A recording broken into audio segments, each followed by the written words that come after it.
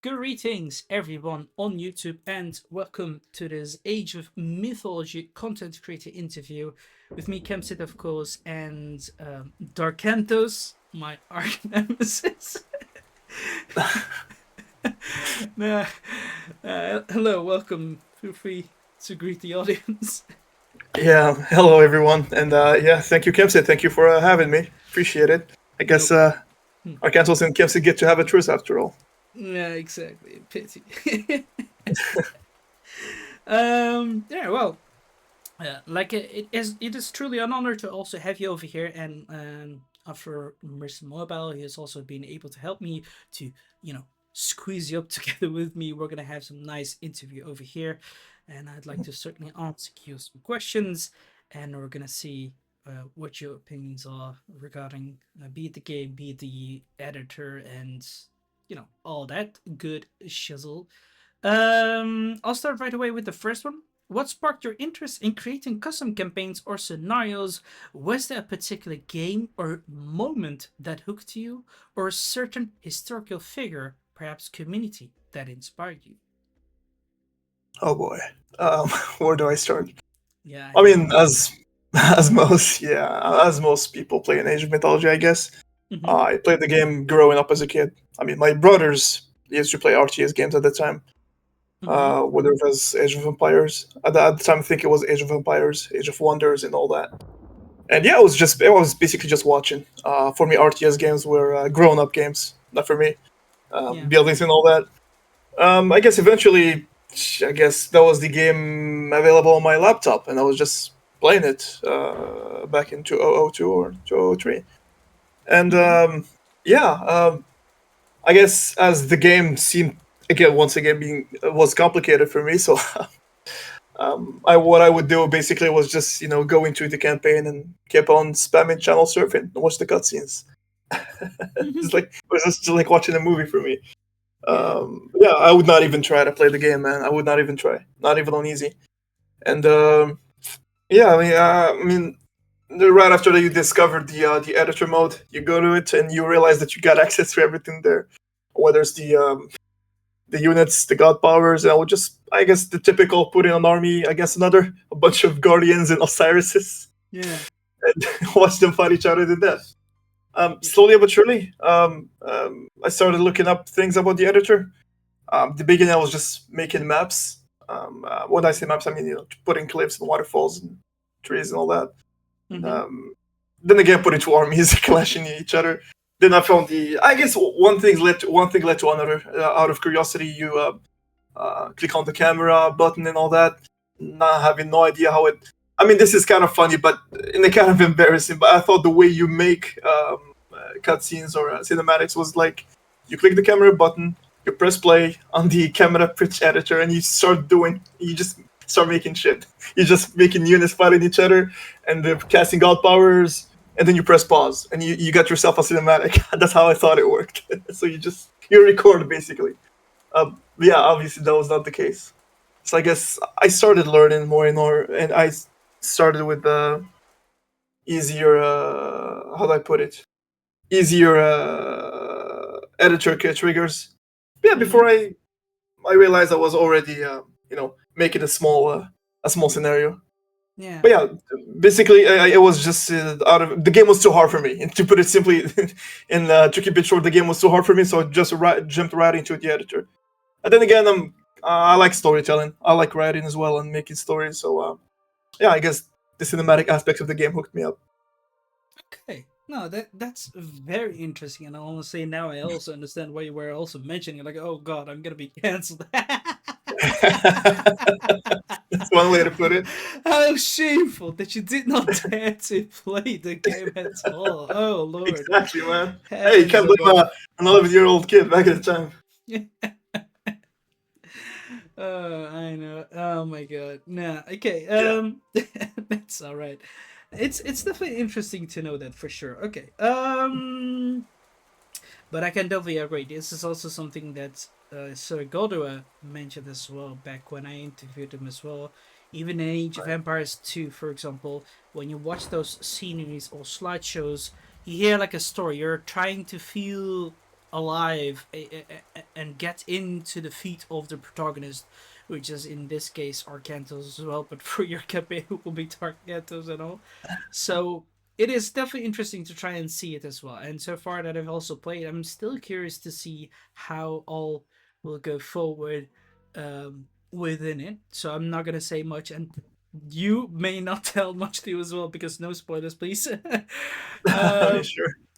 but yeah, no, that's cool. Moving on to the next question.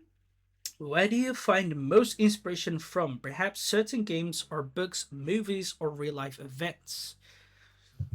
Mm, Especially with your campaign, because so um, far, there are quite a few remarks, be it like, the sieges with some Greek city states and all that, and, you know, Age of right. Mythology's lore is also present in there. Like, where?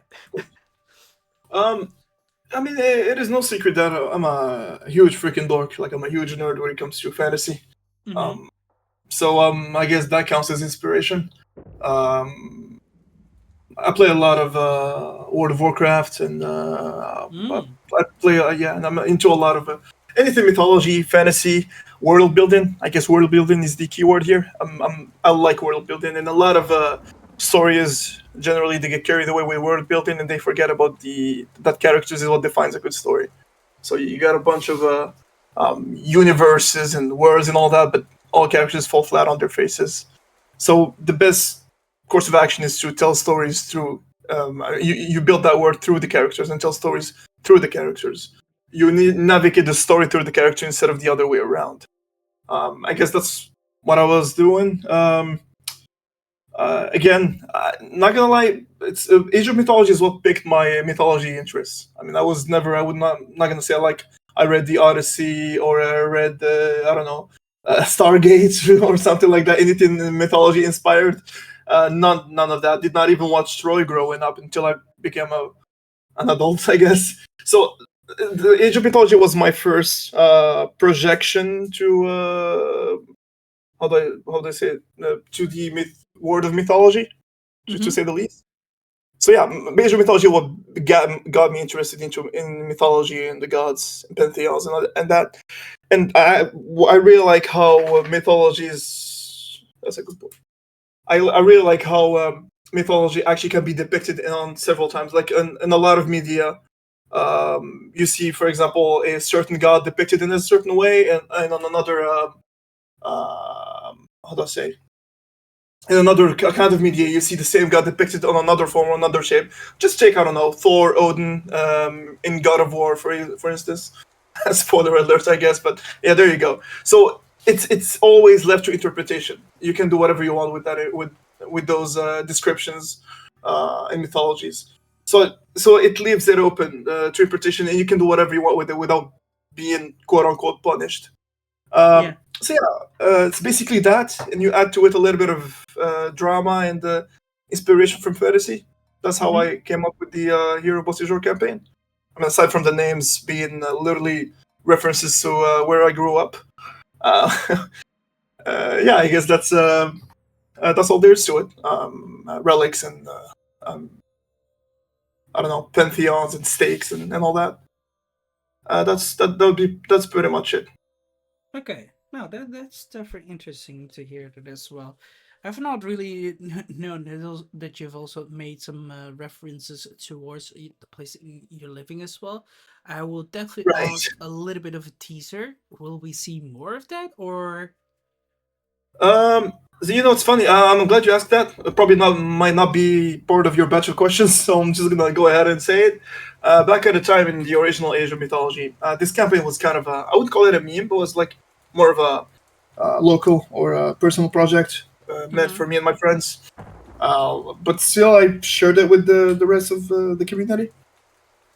Okay. I mean, the characters' names were literally the names of my close friends and my girlfriend at the time. The Beauséjour is actually the neighborhood where I grew up, as funny as it sounds. So, moving on to, but then again, it stuck. As cringy at the time as it was, it stuck with people, and people knew those names and all that. So, moving forward to Retold, I changed as much as I could of that, except for the name Hero Beauséjour. Then again, it's what people know the campaign's name for back at extended edition, so I had to keep the name. I guess that doesn't impact much, but yeah, just as much as I could have done. Darkantos is stuck, I guess, because Yeah, it's my username. yeah. But yeah, that was a reference to where I grew up. And speaking of references, because before you finish your question, I thought you meant your actual pop culture references. There are a lot of those. Even in Okay. the original campaign, you'll see a lot of references to I don't know to certain known pop culture or video game phrases. For example, the level that you've already played, Mm-hmm. um, there's like you could call it a side quest or a bonus objective on the bottom left side of the map. The cliffs where the dwarves and the giants are at. Yeah, yeah, Obviously, yeah. the side quest. And when once you find out about the giants, they say, "Well, no matter, all your base are belong to us." That bad grammar is actually a mistranslation in the 80s. It's a Japanese video game, which I forgot the name of.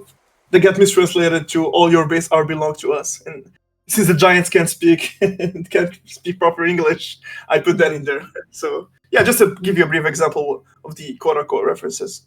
Yeah. Okay. Now that's interesting. I was made to think they're just like mumbling something out of the head, but okay, it's there's also a reference behind it. Yeah, plenty of those, man. Plenty of those. I love putting Okay. those out there. I'll try to figure them out as well then. But Sure. honestly, like I said, when you play these games, just like you mentioned after the first question, you're obviously getting very lost in those games, and you're trying to also grind through them, especially if you're playing them on a harder difficulty, which is still doable. But Hmm. when your units disappear in a well avert, causing to Jeez.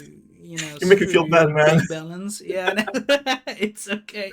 Hey, you But gotta hey, you managed, right? You still managed to pull it off. yeah, exactly. You gotta give me a medal for that, man. For Honestly. sure, man. For sure. You'll have your own scenario. Yeah. There's just three True. more to go. We'll see how I'll Easier than how the first one. That's all I gotta say. okay. No, all right. We'll see. Um, just two more side questions from aside from the list that I have, obviously, because it took me a lot Sure. of time to create it. It's just out of interest. Do your friends also know that you've like used their names inside a Dude, campaign? of course. Where's the fun in it if I don't do that? I literally sat them down and make them watch the whole thing altogether. Of course. That's the fun of it. Some of them even had their own voice lines in the voice themselves, even in Retold. Oh Lord of heaven above. Yeah, I know. Okay. I mean, what's what's not funny about a 29-year-old man? I mean, making his own voice lines and putting his friend's name in there. Yeah, we're like, hey, this is you actually, but then Of as a main course. protagonist within the story, and then you'll be very famous. Many people I'll, have I'll, been I'll, already been playing. I'll tell you what. Mm, Kai, for instance, the guy that has an accent with you on the first level. mm-hmm. Uh, that's actually my close friend. His name is Khalil, and we call him Khai, which is basically Kai. So that I Yeah, put his name out there, which is just funny. I mean, it sounded good and it's easier to spell, so Kai, and that's pretty much it. yeah. Well, that's interesting, and definitely nice because again, you guys definitely give a nice story over here and something for people to go through, and Sure, it shows the nice chemistry that you both have over here and some nice creation that you make because it also takes a lot of courage also to do this because not many people have the courage to make something like this or even have the ability to do that and then just put it out in the internet with their voice in it because some people are just too shy to do that. of course. um and like I said, so far that has been released from last year, 11 to 23. It has got like more than 89 downloads, and it seems people definitely like it a lot. There's like 5 stars over it, so big pat on the shoulder to you and your friends. And I can only imagine how much downloads it has been taken from extended edition. Oh, a whole lot. Yeah, The I'm sure workshop of it that. helped a lot. The whole workshop helped a lot. Nowadays, you gotta. It gets buried beneath the rest of the mods, unfortunately. But still, I think this is better in my opinion you because reckon? yeah, I must say because when you're gonna do it through the workshop, you'll have to literally just go back through through finding some lists and all that, and the way that Steam Workshop works with lists. I personally do not like it, but here in Age of Empires, Age of Empires and Age of Mythology, you can literally just choose which tabs you want and from what data and all that, and like there's some nice um options that you can choose here, right? And the only thing that I find missing for the browser mods inside Age of Mythology is that I cannot leave any kind of comment back. But in Age of Empires 2, Yeah. whenever you want to rate it and leave a review, you're going to be sent to the Age of Empires forums website, for example. And there you can rate it and leave a like and star 4 or 5 as well, along with a comment mentioning what you want to say about it. And Oh, that's what I also do.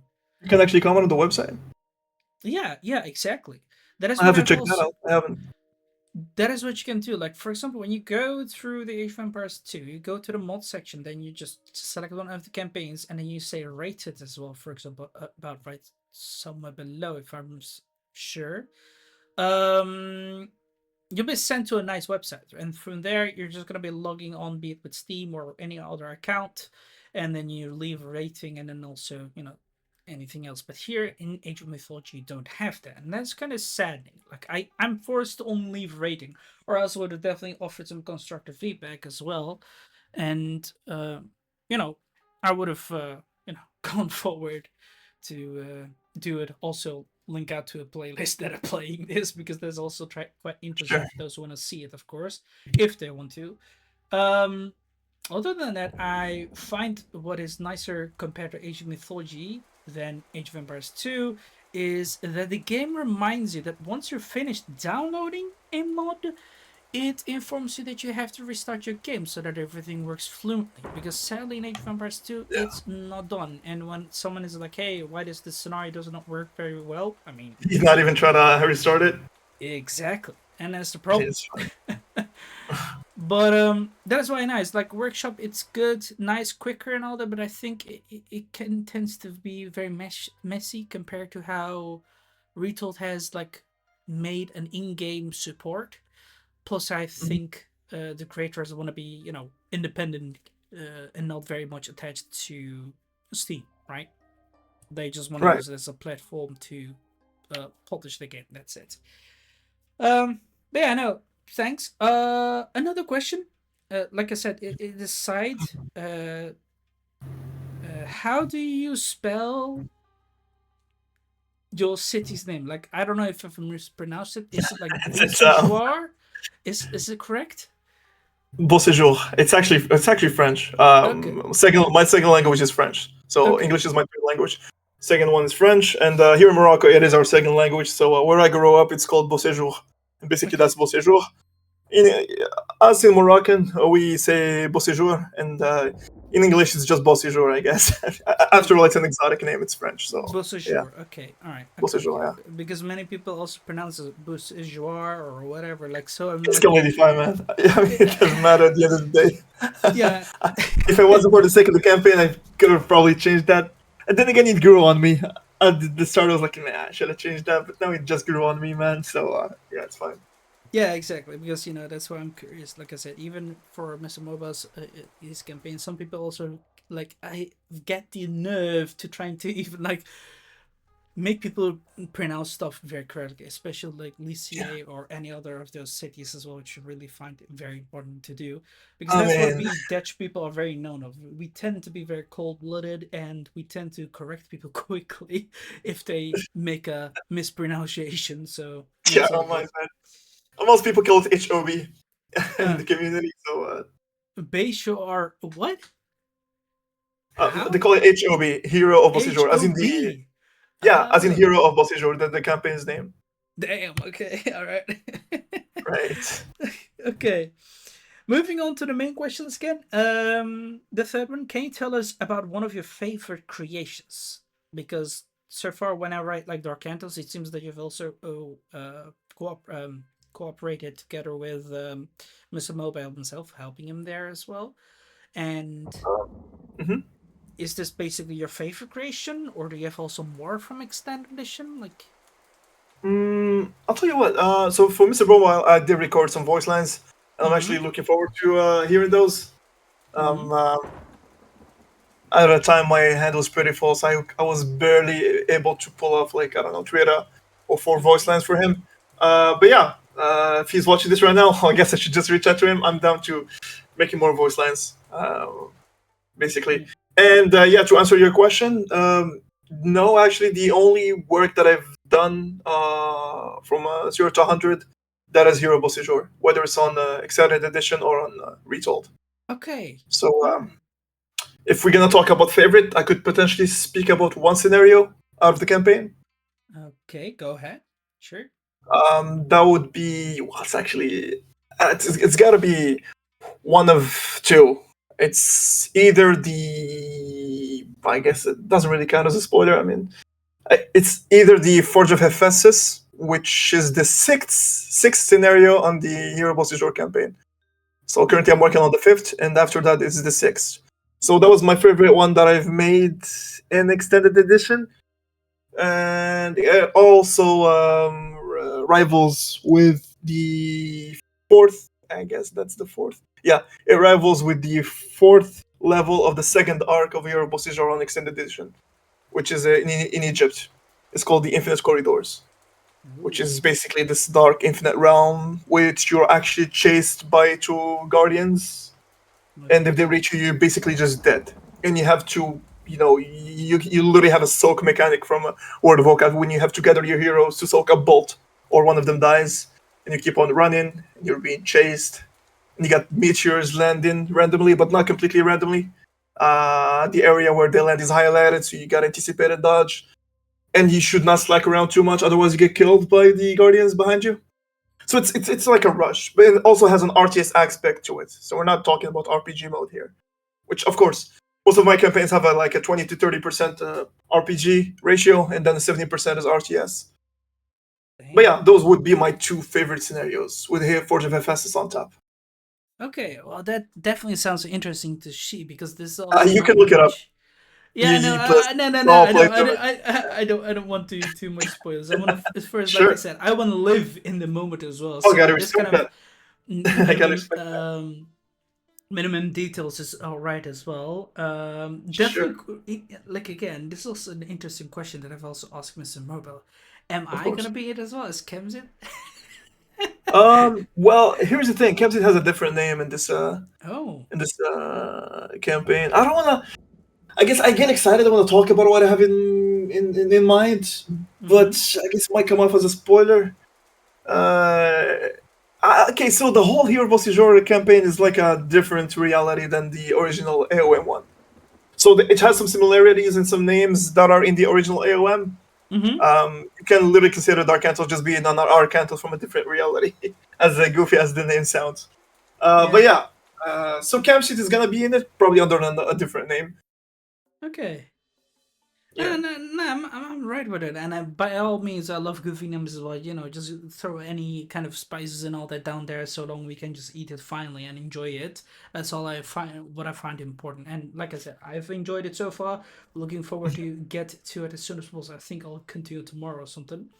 I can't sure. promise. Moving on to the next question. Can which campaign or even mission is your favorite?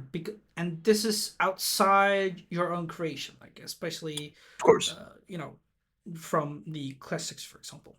This is I might be the most I might not be the most suited person to answer this, but hey, Mm-hmm. then again, I might get Cancelled. canceled. Yeah. Again, I'm the nerd in the lab. I'm the guy behind behind the scenes, just making scenarios and levels. And it's funny, like I have over 1K hours on extended edition, and my friends Holy. are like, I'm like, yeah, you should come and play Asian mythology. It's really cool. I'm getting to answering your questions. It's like a build up. I'm Yeah. telling my friends you should come and play extended edition. It's really fun. They're like, no way, man. So you can beat my ass in that game. I'm like, dude, trust me. You barely play a week into it, you'd probably be beating my ass because I'm just the nerd in the lab. I just make scenarios, and I'm not good at the game. I'm barely beating hard difficulty, man. Like when it comes to AI, I barely beat hard, man. Yeah. Um, sure, and I guess I progress that far on difficulty just so I can understand the mechanics of gameplay and be able to to make actual scenarios. But yeah, um, Yeah, actually, I'm more into creation. So when it comes to this scenario that I like the most, that would be wait, what was the name of it? The Trojan horse one. Let me try to remember the name. I hope that it works or something like that. Here, The one with the Trojan horse. I think. Oh crap! Wait. It's something like that. Hold on, let me look it up, man. You're way ahead of you. Yeah, I hope this works. Yeah, yeah, the I correct hope one. this works. All right, there you go. I hope this works. Yeah. For the simple reason that it was so easy for me as a kid playing it, because basically you just gotta wait for a little bit, and then you build your horse. Probably you throw a Trojan horse for sale over there to get the one wood earlier. Yeah, and But then yeah, you have a little bit of a sneaky element as well, so it's quite cool as well. exactly. I Yeah. just loved that, man. I just Mm. loved sneaking in and getting two meteors to bomb the shit out of the Trojan Empire, and then Assassin's you get Creed meets Age of Mythology. basically. So Yeah. my favorite scenario is the least RTS scenario. Well, not the Yeah. least. There are worse scenarios on the Northlands when you don't get to have a building or any resources at all. But yeah, you get the idea. That was my Yeah. favorite. Yeah, I mean, I don't mind these kind of scenarios because, like I said, it's quite Mhm. innovative. It's not constantly like build and destroy because it Of still course. has an RTS element there. Because not Uh-huh. only will you be able to strategize on your own way, for example, I think it was the what was it? A welcome committee. For example, when you're gonna start fighting the Norse clans, you're gonna go to the left clan or the right clan or top clan or bottom clan, whatever. You're Of just course. gonna try to defeat them. You try to survive as much as possible with all the armies without needing to build a base. And then not from around here where you're also getting chased by a lot of giants, you just still build up a little bit of a base, for example, and try to get rid of the boulders as much as possible. Well, giants still continue to attack, and eventually that big wave comes in, like it's such nice. And I think you have also gotten just as you mentioned with the scenario where you're getting chased by these two guardians, which once again I'm Mhm. looking forward to eventual touch too. No man, Like, that will take a while. We'll have to get to Egypt first. We're still in Greece. Yeah, uh you feel free to play it on extended edition though. You feel free to play it on extended edition. no, Well, I'll so you stay like to for Retold? Retold. Sure. I'm staying at Retold because I can't go back there anymore. I don't know why, but whenever And like likewise. it's polished new and all that, I can't go back to the old one. It's the same thing for the Age of Empires 2. When I'm gonna look back to the old game, I'm like, yeah, no, I can't touch it anymore. It's like, get out there, old brats. But yeah, I still love it. It's still good and all that. But I'm done, so I'm But just you're keep straight up enjoying playing an it. upgrade. Yeah, I got you, man. Definitely the Yeah, same feeling over here. yeah, Some people can, but I guess some people would go as far as saying the old one is better, but that's a matter of opinion. But for me, I just don't see how extended edition is better than retold. It's just not yeah. the case. I agree. I agree. But it's still very good. And like I said, Of it's course. that these kind of missions that still make it looks very good and have fun and all, so long it's innovative. Because if you're gonna eat the same food constantly, you're starting to get tired. Because we as humans, we're always curious beings, and we also always want to try to adventure and try out new things, learn about them, and also I guess I definitely would like to see how you'll be portraying that too, and how the other stories will be. Mhm. So I can definitely understand the Trojan thing, which I also liked. I definitely enjoyed it. Pity it was just so few, but like I said, I think Miss Mobile has also been starting to portray it a little more elaborate because Lycia and all that, all those kind of things were also presented at the time. There was just barely anything, and like I said, he also got quite a lot of inspiration from movies and all that, or the books. So, for example, with Troy, with Achilles and all that. And for you, it was just Age of Mhm. Mythology raw, Yeah, and and a bunch of and a kid that watches a lot of cartoons and fantasy yeah, movies. I guess that's the inspiration per se. yeah. But yeah, Yeah. to conclude on the thing of speaking about those kind of scenarios, Mm-hmm. you're in for a treat because I make a lot of those. I mean, at least the first half of, as you've seen on the first level, the first half is scouting, looking for secrets and Mm-hmm. boons, which is relics in my scenarios. It just give you god powers directly. You Yeah. don't turn them in, you don't garrison them.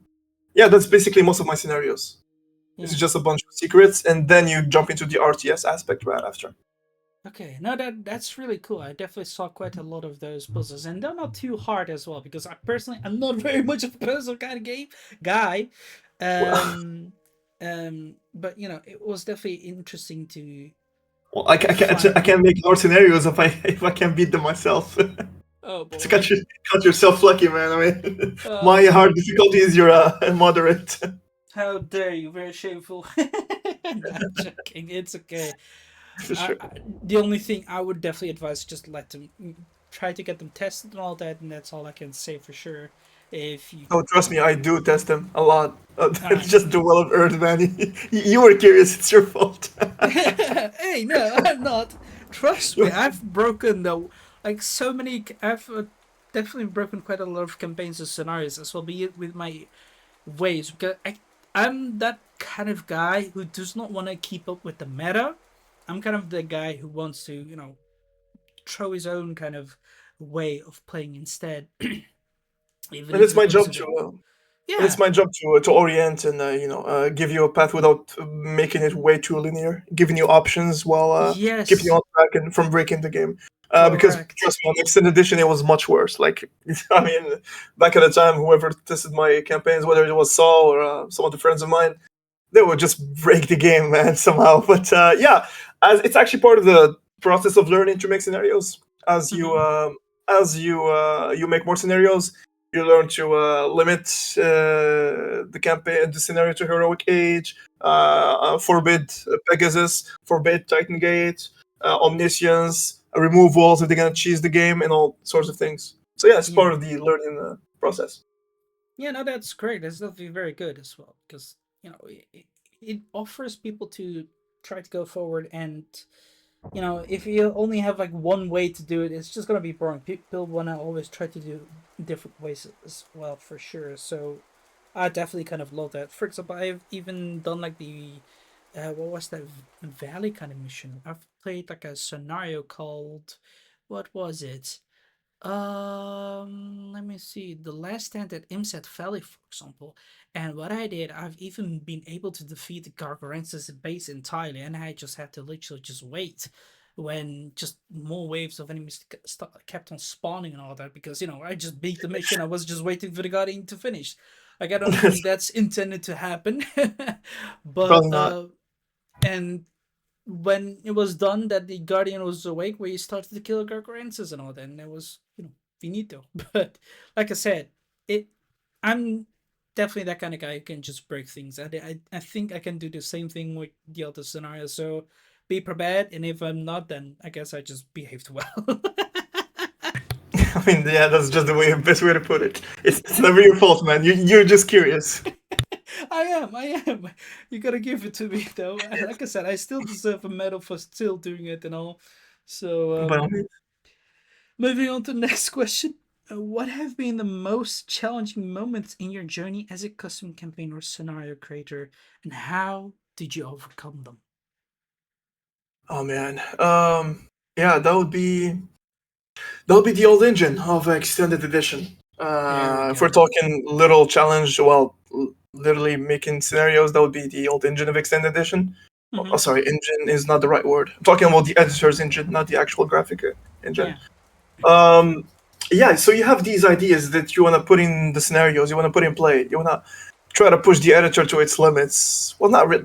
That's not really what I'm trying to do. Not push the editor itself to its limits, but you're trying to make something beautiful, something unique, something that stands out, right? Mm-hmm. And yeah, again, I have a huge background of I don't know, fantasy and boss fights from I don't know, just growing up playing video games, and there is this specific boss fight on the first arc. Sorry, on the first level of the second arc. Um, Basically, it's just a bunch of mechanics again. Shamefully, shameful to say, inspired from World of Warcraft again.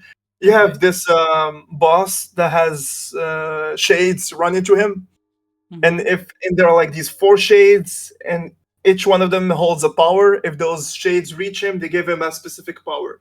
So you have to kill the quote unquote ads. You have to kill the shades before they reach him. And if they reach him, he gets a specific power that you don't want to deal with.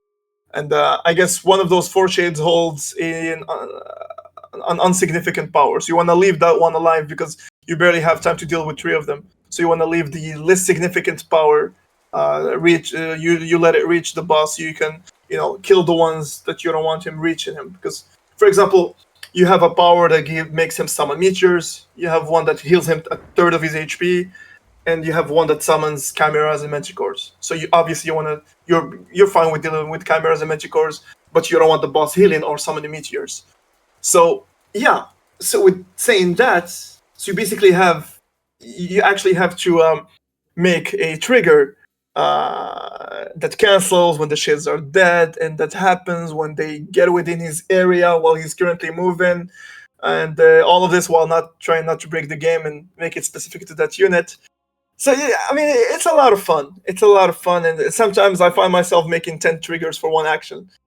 Uh, Actually, point is that fight was the most challenging. I guess the most challenging thing I've done in scenario making, and it turned out really well. It turned out better than I expected, actually. So Mm-hmm. it was pretty impressive from the extended edition editor. But yeah, Yeah, I definitely have a question regarding that sure, edit as well, and the extent the retold as well. But of definitely, course. again, I have definitely heard again from you and previously from Mr. Mobile how Mhm. it's definitely, different. And I definitely still respect that you even take some different aspects from different games into this one, and the way that it sounds, it's definitely gonna be a challenge to try to take out the four shades. But imagine if someone is able to do that, and who knows? We'll see. Um, I'll move to the next question because Sure. we'll see. Have you collaborated with other creators? If yes, what tips would you give for a successful partnership in the community? If no, would you be up for collaborations? So to answer shortly, no, I have not. I guess for lack of trying, I mean, I was busy the whole time. Whenever I'm opening AOM, I'm just making Hero of Procedural Man. Like I have this vision that I need to get to. I have like 40 scenarios in my head that I have to get to eventually. So Mm, I'm daydreaming the whole day about what I should be making, about how the cinematic should be, how about how the gameplay should be, etc., etc. That does not mean that I would not be open to collaborating on a specific scenario or campaign. Probably with mm, Mr. Mobile in the future. I mean, him ooh. and I, we have the same vision, same perspective of how I believe so at least of how the scenarios should be made. I mean, we're both very story oriented and Mm-hmm. actual. Well, I wouldn't say we're not gameplay oriented. That would be wrong, but I mean, we're not looking to give you the hardest time of your life. We want to give you a good story while keeping the challenge. Yeah, I can appreciate So that. yeah, I'd be looking forward to collaborating on something like that. But yeah, and why Someone not like even him. multiplayer? Yeah, and then why not also lab? Because I was thinking on multiplayer maps. There is also I've been thinking actually. I guess I could say it right now. I've been thinking of making multiplayer maps. Ooh. Um, because most of my scenarios, like I try to make big maps that you know take time. It's like a Warhammer campaign or whatever. Mm-hmm. And I'm thinking of a multiplayer map where you have like two huge bases with 4 or 5 town centers, and something that will take a while. And there's a lot of contested stuff on the map that you have to fight for. Those. So it feels like a story, but at the same time, it is multiplayer. That's what I have in mind, and yeah, why not do that eventually? It would be fun. Yeah, I think that will be definitely impossible. And as the game also continues to still get some more DLCs, there's definitely gonna be different models and gods and other things to be included, and definitely try to mix up stuff with it as well. It's always very pleasant to have. Of course, the competition side does not really enjoy that. But creating also multiplayer kind of maps as well, be it like fun little scenarios or just tournament maps is also very good as well. Of Um, course. and for that you can also touch those respective people. For example, Boyd, shout out to him. um to anyone else, like, I don't really know the AOM uh, kind of community YouTubers as well. The only one that I know was him, and I think I remember uh who was it? Yeah, I've seen Illuminati. I saw who else. Well, for example, you guys, of course. But I've not really known or seen too much other people. But yeah, I guess there will be definitely be open for it as well. And like I said, perhaps creating a Discord server as well. with high recommendations. I'm once again shout out to Ozzy as Y- well for he's doing that. I think we should. I think we're not gonna lie. I do have a Discord of my own. Well, an AOM Discord of my own because I have another Discord that has me and my friends, and everyone is free to join, of course, where I play other games. But I have an AOM Discord specifically for AOM where I share the news of my content and screenshots while making scenarios. Hmm. Not gonna lie, I'm not very active on it. I mean, every now and then I share an update. But I guess most of my feedback I get it from Saul AOM's Discord because I know the people there and they know my content and I keep sharing there. Hmm. But I think we should definitely have a Discord for creators. There is Yeah, the mod segment on the Age of Empires Discord, but how do I it's put not it? as active, and it could use a few different challenge with respective, for example, like, Yeah, hey, here we're looking for testers, or sharing like yeah, nice details, for example, how should I say, exactly. like one with map editing, showcasing, or generals or questions, or It could anything use more else. segments. Yeah, Could it use more could. segments because you have the mods. Sorry to cut you off, man. There is the mod segment, but it has like all kinds of mods. Like what it's multiplayer or literally texture mods and modifiers and all that. Something that that requires actual development language learning, which I do not know. All I know is how to make scenarios in the editor. So it's pretty vague for a segment on the Discord. To have all these things combined. So I think we should definitely have a Discord straight up for scenario and campaign making. Yeah. Like I said, I've already recommended this to Mr. Mobile, and I'm doing it to you as well. I'm not gonna push you guys too much, but I say, get together, have a chat, By all means, do it, you, go for it. you could be the one making it, and we'll be happy to join. Oh, I no, will no, no. happy to join. No, no, no. I'd gladly be included. I'll join it, but I don't think I'm suitable to make it or even administrate it.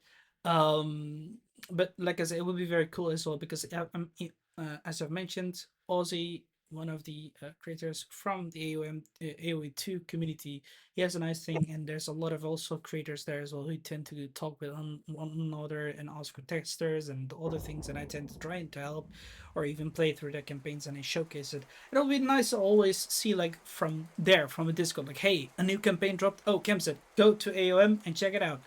It's something Mhm. like that, or like, hey, I'm trying to do this and this. What do you guys think? And ask for opinions and thoughts, etc. Even if it's just like brainstorming ideas regarding campaigns as well, or try to look for collaborations, or ask if you have questions regarding the editor. It will help so much with those kind of stuff. Or like I said, lately many of these new games that come to Steam tend to also have a Discord server of their own in the game. Why? Because so that they can touch with the community or get in touch, or vice versa, and ask questions, show bugs, etc. True, Something true. that I could have also done to you if I knew where you were. I'll tell you what. I mean, I'm definitely. You definitely put I mean, the idea has always been there, but you definitely emphasized on it, and I think I'll be doing that. I'll be making a Discord. Obviously, I'll invite you. Sorry, and Sure. Mr. Mobile. And then Yeah. you guys feel free to invite other creators. Sure. And that way we'll have a small community where we can talk. We can, not gonna lie. Sometimes I'm running in front of a wall on scenario making. And then again, if I go to the mod segments, they probably won't relate that much because we're not really into the same segment the whole time. So yeah, I think doing that would be a great idea to share and at the same time to test each other's scenarios. That would be great. That's actually a great idea. Of course. Of course. I'll kick it Um, off. I'll do it if go for it. no Go one's for it. no one It has done is it. Yeah, one of you had to do it. Like, I've advised that I'm gonna keep doing it as well because again, it's a very good idea, not just it because is. I think so, but I think it will definitely help you. And there's so many of positive um, reasons for doing this. And it's just something that you guys should start, and not something that I should pick up. Mhm. But yeah, I'll definitely join it. And for those who want to also join it, feel free. There will be perhaps a link written down in the comment section or description box below. But we're gonna move to the next question now. What advice would you give to someone who just starts out in a custom campaign and scenario creation? I'm sorry, you gotta come again. Did not hear that part. What advice would you give to someone who just starts out in a custom campaign slash Mm, scenario creation? Like, what advice would you give to someone like, hey, for example, like me, I'm just jumping mhm. into the editor and I want to create something. What advice would you give me? Hey, Kemsit, do you want to create a campaign or a scenario? Like, what is your takes? Um, well, if I'm gonna talk, I don't think I should be talking much about gameplay because it varies. There are people who like. I mean, I'm sorry for me being shit at gameplay. I mean, people tend to appreciate different things. There are people who actually like the RDS aspects, and there are people who like a good storytelling with the Mm, RPG aspect, no build maps and all that. But yeah, I guess the right word is to try and stand out, try to make something different, try to, you know, and I think I generally think it differentiates from one person to another. For me, mm-hmm, a good story with great cutscenes would do it for me. Not even you don't even need voice acting, of course. Not everyone can do that. mm, You can, I mean, you can use AI or don't use AI, or you can use your own voice acting, or you can just leave it up to text. But a beautiful story with good cutscenes and hopefully skippable cutscenes. That's one thing a lot of people suffered from on my scenarios back in extended edition. I did not oh, make the cutscenes skippable, mm-hmm, and and yeah, nowadays on Retold they are skippable. Then again, you have to wait at least 2 or 3 seconds before skipping them because the actual trigger of skipping needs to be active before you can skip. Otherwise, it will bug out. no, Yeah, you want to probably make skippable cutscenes and try to keep them short. Because I know I didn't back at the time. It used to be like 15 or 20 minutes of cutscenes. It was awful. But yeah, I guess I learned to keep it short. yeah, But yeah, I'd say stand out. Try to stand out. Although there are people who just like a good old map, they would play anything as long as it's challenging. yeah, Um, to be honest, that's all all what comes to mind. I don't want to give too much advice because I'd probably be biased on what I like. But yeah, that would yeah. be it. Yeah. No, I mean it's respected, and always many people can take lessons from it, or Uh huh. guidelines, even if it's just a little bit biased. That's okay. It's Mhm. just still a give and take situation, and up to there if they want to. Of Yeah, that course. definitely interesting. Moving to the next question. When you design a scenario or campaign, what comes first for you? Gameplay wise, challenge, storytelling, historical accuracy, or fun, and why?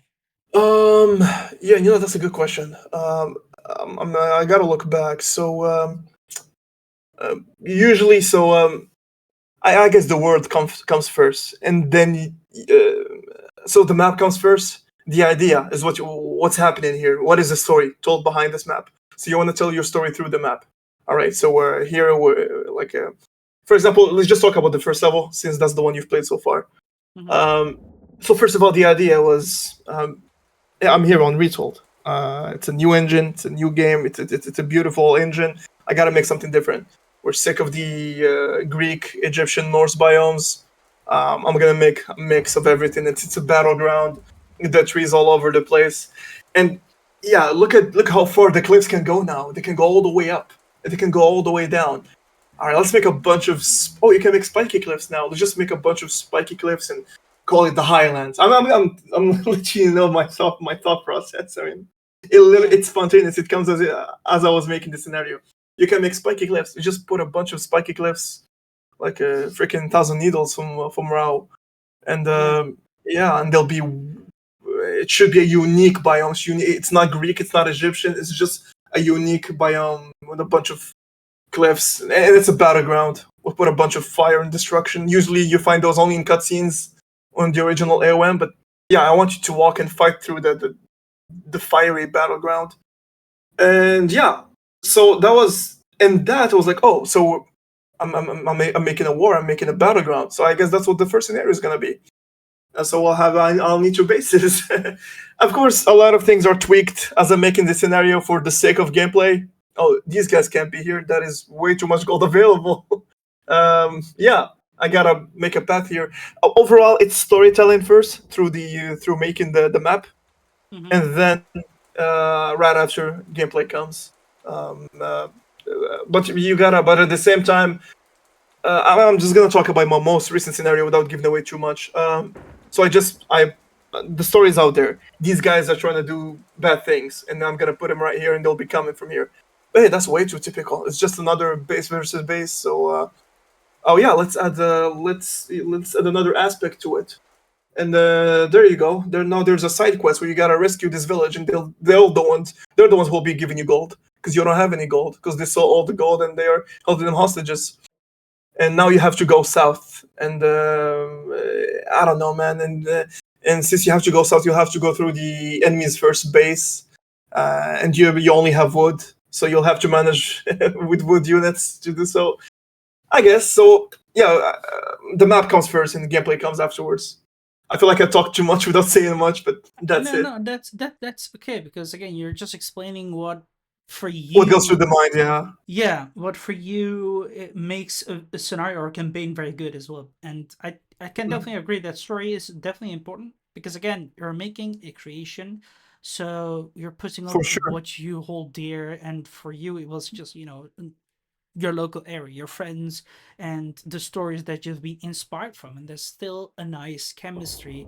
And if you're gonna try to put something up, then you should definitely try it. And even if it's just like very minimum and not that most great or well balanced, I think it's definitely important. But then, of course, you're just gonna want to focus on gameplay afterwards because that's very important. Because if it's not playable, Exactly. then no one will bother with it, Of and that's course. just a pain in the arse. So you Um, actually put it better. You put it in better words. So I have a story to tell. I make that story through the maps. Oh, but now I have to add some gameplay to it so I can so people can actually play it. yeah, That's yeah, but thank exactly. God that actually evolved over the years, and I made the gameplay more interesting. So Yeah, yeah, exactly. You want to make them fun, like you say. You just have to not just constantly make it like a build a base and just one versus one skirmish kind of mission. No, you want to yeah, also add some like a little bit of story. Saving some villagers who will help you and all that. Just like you expect, it's just exactly, very exactly. good kind of things and different ways. Innovative missions is also very Mhm. important for sure because repetitiveness can get boring. It's all yeah. Um, Next question: what tools, triggers, or editor features do you rely on most, and which ones do you wish were improved? Right. Oh man, which one can it be improved? You're gonna ask me this question while I'm making a scenario, and I'll be answering you right away. Right now, I don't really have them on top of my head, but yeah. To answer the first question, which ones I rely on the most? That would be the unit in area condition. It basically works with everything. If I'm about to trigger a cutscene, if I'm about to trigger an objective, or sometimes literally to trigger even an event or a god power. Mm-hmm. Unit in area is the one I use the most.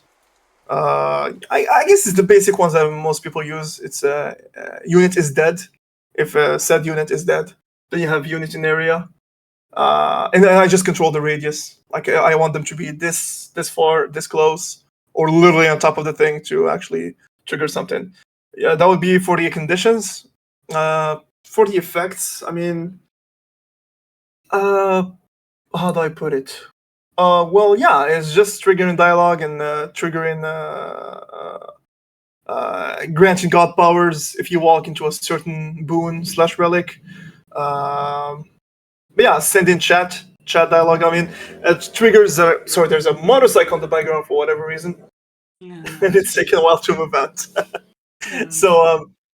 yeah, so I was as I was saying. So sometimes I mean, sending dialogue chat. There's a lot of, if you probably realized, there's a lot of dialogue on my scenarios. So whenever there's an action, there's a small dialogue line with it, to tell the story, like, oh, why is this here? What we should be doing, or sometimes suggesting hints for the player to do. Basically, just like the main campaign. That's what I try to do. Yeah. So yeah, mostly it's just things happening upon death of certain units, objectives progressing, dialogue lines being said upon the death of certain units, upon moving to a certain area, and so Mm-hmm. on. I think it's Pretty much just that. These are the ones I use the most. Yeah. No, that's understandable. Very good, honestly. And Hmm. but you don't see anything that needs definitely like a lot of improvement there because that's what you use mostly. Um. I mean, I'm pretty sure there's something that definitely needs improvement, and I've said it a million times. I'm trying to remember it actually. I mean, if it's anything, I think some triggers could be much easier to deal with. Mm-hmm. Skipping cutscenes, for instance. I guess they did a great job at it and Retold, but I think it could still be improved. Just straight up, just push a button and skip a cutscene.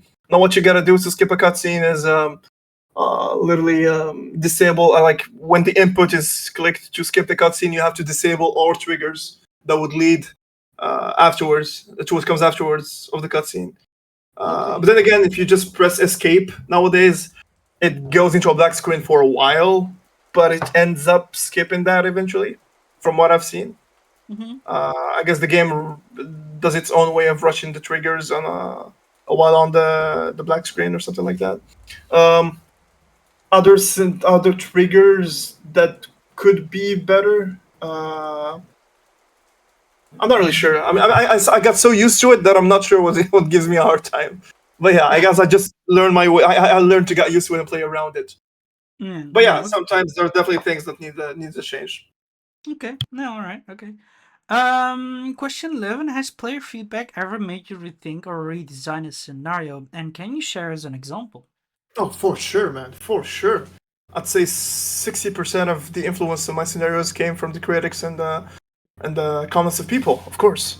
As I said, the original extended edition version of the campaign had a lot of downloads. If I'm not mistaken, should be around the 5K or something like that. Damn. And yeah, some people were complaining about too much RPG aspect, while others complained about too much cutscenes, which by all means they were right.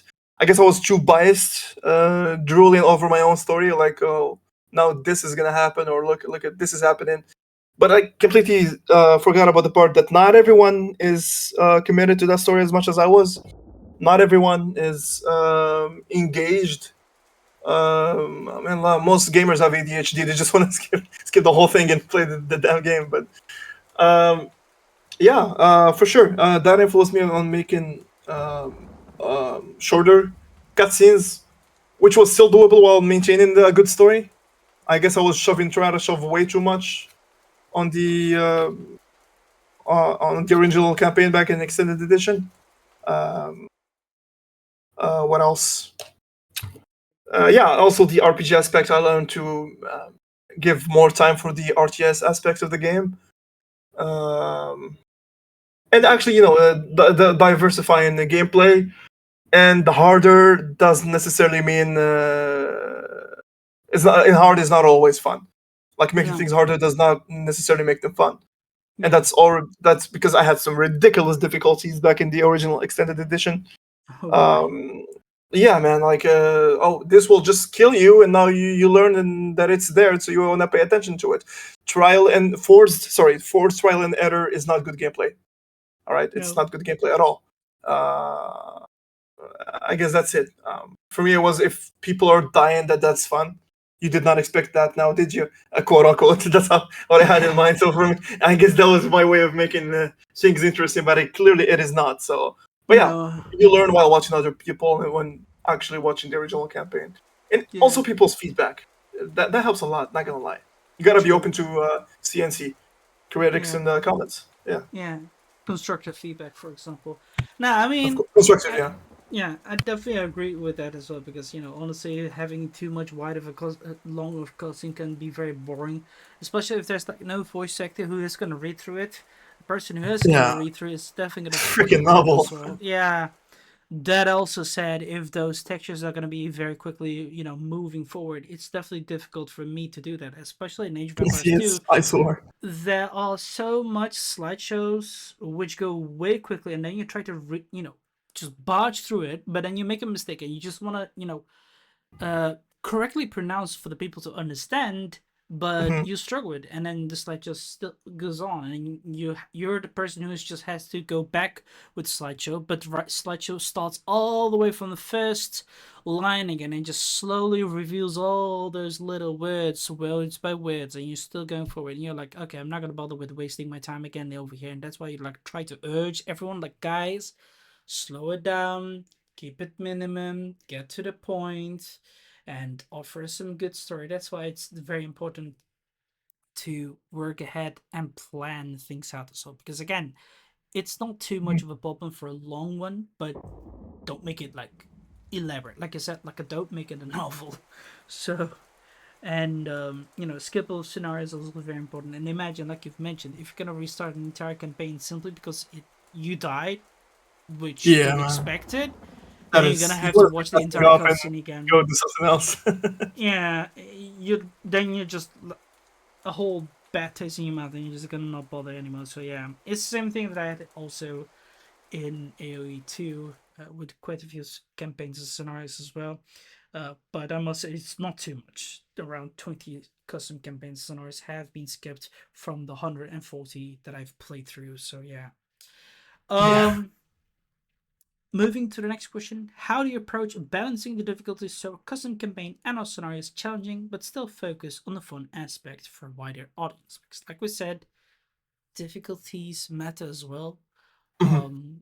Both AOE and AOM have definitely has like recently got a bigger, harder difficulty. I still don't understand why, but okay. I guess for those German kind of mentality, in my opinion. um and it's definitely interesting that I can try to beat through it and all, but I, in my opinion, definitely want to still urge, like, you know a challenge is welcome, but let's not get overboard. Right? Of course. So how did you deal with that? Mhm. Straight up playing it. I mean, I'll say I'm an average guy, so it gives me a hard time. Then I know it's right. I know Mm-hmm. for a fact sometimes I'm sending waves of enemies that you just cannot deal with, even if you're a professional player. So I know you. It's literally trial and error. You just play the scenario, and you're struggling, and you know that like even if I'm not that good of a player, like I'm average at best, and I mean, it's pretty diamond clear when it's just impossible and undoable. So you just tone it down. You reduce the units being trained and being sent to base, and yeah, it's literally. But yeah, I mean, I'm making it plain and simple, but actually, it's hours of testing. Like sometimes you play the same scenario 8 to 9 times. But hey, it comes with its perks. Since you're the maker, you have cheat codes implemented to send you directly to a certain objective to give it a try. So I do that in my scenarios at least. Mm-hmm. Making certain cheat codes that would kill the unit that triggers the second objective, for instance, and giving me an army that is reasonably ready for a heroic age that I would have by the time I've gathered resources and trained units, and then I would test it out whether it works or not. Um, that would be the first phase of testing, myself testing. Mm-hmm. Right after that, I will forward it to a few testers, friends of mine. Mr. Mobile, for instance. Gotta give credit when credit is due. Mr. Mobile and Eskis, they both tested my scenarios on Retold before I published them to the rest of the community. And I mean, they both gave me some really good feedback that I had to that made me fix a few things. But yeah, that would be how it works. Testing it for yourself and then forwarding it to members of the community to do so as well. Okay. No, that's okay. That's understandable. Very good initiative. Um, how do you think you've been doing within the Age of Mythology Retold content creator community, and what would you tell your younger self if you had the chance? You'll have to repeat the first part of this question. Sorry, I didn't catch that. How do you think you've been doing within the Age of Mythology Retold Oh, okay. content creator community, and what would you Mhm. tell your younger self? So I've been doing in the Age of Mythology community. I mean, AOM is a niche community of its own. Mm-hmm. I generally myself pessimistic, but never expected Age of Mythology to be the next Age of Empires. Mm-hmm. It is a niche community, and not gonna lie, I like it this way. Um, you don't want it to be a try hard cluster, so I like it the way it is. I see some people making a big deal out of the competitive scene not being funded anymore by the devs. That literally, I actually stayed indifferent to those news because again, I don't compete. Probably not in this game at least. But yeah, um, for me, AOM is, and for a lot of people from what I see on social media, AOM is that it's a very nostalgic game more than anything. Not gonna lie, True. it has a competitive and everything, but a lot unlike Age of Empire games, which of course have their nostalgic aspect to them as well. But AOM is way more nostalgic to at least to its community, and yeah, to a lot of people actually. And I guess it's better off this way. It has niche numbers. We're talking about 5 to 6K players on Steam. I guess when it's peaking, it's in a healthy state. I mean, proof is they're releasing more content, hopefully good content, and that's another story. And how I'm doing in the Age of Mythology community, recognition is always good. Recognition is always fun. I mean, at the end of the day, I'm doing this for the community, and I'm it feels good when you're being recognized and people are sharing your work. At the end of the Mm-hmm. day, I really just want to share my work with the community, and I want people to play my content. Today, here, Beauséjour Retold is what I call it, has almost 900 downloads. I'm looking at it right now, right in front of me, and I Yeah. have not even released the full thing yet. So 900 is it's a pretty good number. Not what it used to be on extended edition, but we'll get to it eventually. By the time it's fully released, Yeah. and yeah, so pretty sure we can do better. But for now, I'm happy with the label I have as a content creator amongst the community. Thanks to people like you and Mr. Mobile, so AOM, and all the people that are keeping this community as lively as it is. Yeah. Yeah. No, by all means, you're doing definitely well, and like you've said, contributing it, and you definitely get recognition, which you by all means deserve as well, because you're creating, you're the artist over here, and we're the consumers over here.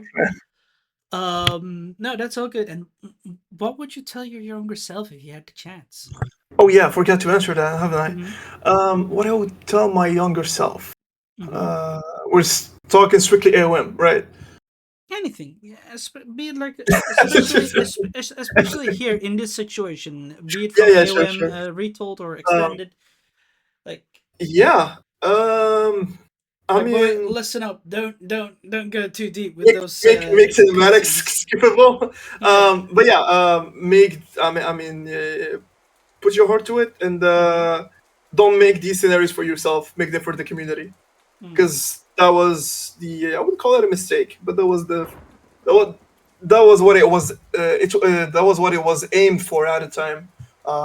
Making scenarios, and the fact that it opened so much possibility to the younger me, and it was just a good laugh for me, and I put the names of me and my friends, and it was pretty fun. And then making a bunch of inside jokes that I realized afterwards that people just did not get. um, but yeah, even people realized that as they were playing extended edition, and I kept mentioning this over and over and over. The three first scenarios I made them when I was like 15 or 14-year-old at the time in extended edition, and the remaining 7 ones, again talking about extended edition, or the remaining 12 other scenarios, I made them as an adult, like in the last 2 to 3 years. Again, talking about extended edition, so there was a huge difference in the storytelling and the less goofiness per se.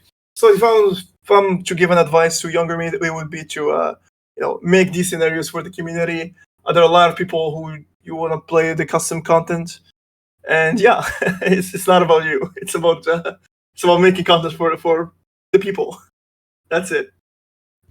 Yeah, I mean, definitely interesting, and by all means, it's not a flaw.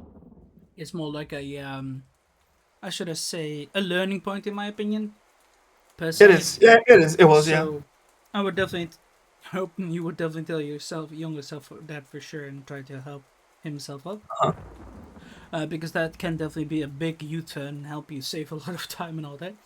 For sure. Moving on to the next question, how do you see Age of Mythology retold in its future? Because, like you've also mentioned, not many people are happy how the devs have pulled out kind of inside regarding the competitive side of it. Hmm. There's still a competitive community that's still going on forward as well. They're not very happy as well with the DLC. It's the same thing for AOE2. But Hmm. how do you see it? Because soon enough, Aztecs are coming around. Like, what are your overall views about this situation? I'll tell you what. When the Japanese, well, sorry, the Chinese were initially introduced, I straight up knew that they were gonna cook because given the echo, I mean the echoes of the previous Chinese DLC from Extended Edition, it was awful, man. I guess you already know that. I mean, a mod Yeah. looked much better than what they delivered Mm-hmm. back at the time. If they call that delivery. But yeah, that I knew they would fix their mistake, and they did.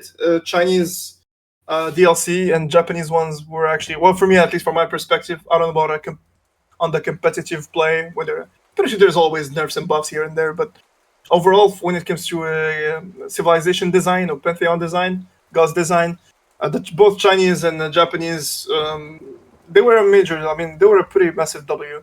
They were success, and you could see that from the feedback of the community. So that's the case for me as well. I like the Chinese. I like how they the system of heroes there, like Nanja, and Japanese as well. The way they gather favor and all that. So overall, for game design, I feel like the Chinese and Japanese were well made. The Aztec, on the other hand, or this entire second segment of DLCs, whether it's the Blood Pack or I don't want to use this word, but it feels more like a cash grab than anything. Um, First of all, I mean, it kicked things off with the Blood Pack. So the Blood Pack, which I think you've played and seen as well, um, it was a letdown. It was disappointing. I mean, back in extended edition, you literally had a decaying animation for each unit in AOM, and we're not really asking for that. I mean, that didn't stop them before, but we're not really asking for that. We're just asking for more consistent effects of blood.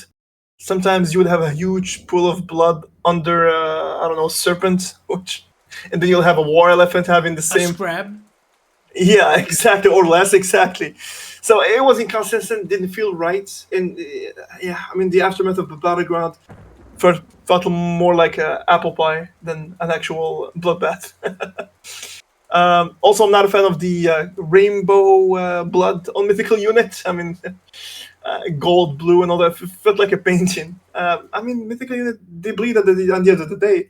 I mean, what? I mean, unless you have unicorn mythical units, I don't see why would you put blue, gold, and green colors on the blood of mythical units. I understand for some of them, but automatons are not supposed to have blood. Neither should colossi or uh, yeah, cyclops should have regular blood. I mean, probably digging way too much into this, but frankly, it was disappointing. The blood pack was disappointing, and now we've seen a few pictures or a few screenshots of the aspects of the aspects of the Aztecs. Uh, the first letdown for me was the god portraits. Kukulkan or Quetzalcoatl. Well, the feathered serpent. I'm not sure. I mean, we don't have Mayans. We have Aztecs, so I think it's gonna be Quetzalcoatl. Um, not a fan of his design. I mean, the snot at the end looks more like a dragon than an actual serpent. You don't see the fangs of a serpent. Some people would call it AI generated, but it's not even AI generated. Had it been AI generated, it would look much better than that. Um, it felt like an ad from a rip-off mobile game than anything. The other god, I'm not sure what's the name, but the one that looks like a lion. Uh, I mean, the rendering overall is just the rendering. It doesn't look good at all. And yeah, I feel like they listened to the community previously when it comes to the artworks of god portraits, and they made them better. They've reworked them. Hopefully, they do that again because frankly, they look disappointing.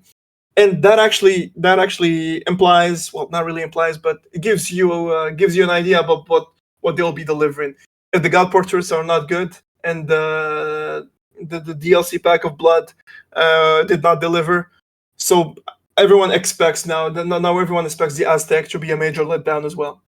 And hopefully that's not the case, but I guess we'll see. And the fact that they have not released a single trailer, even though there's still 2 weeks for the expansion to be released.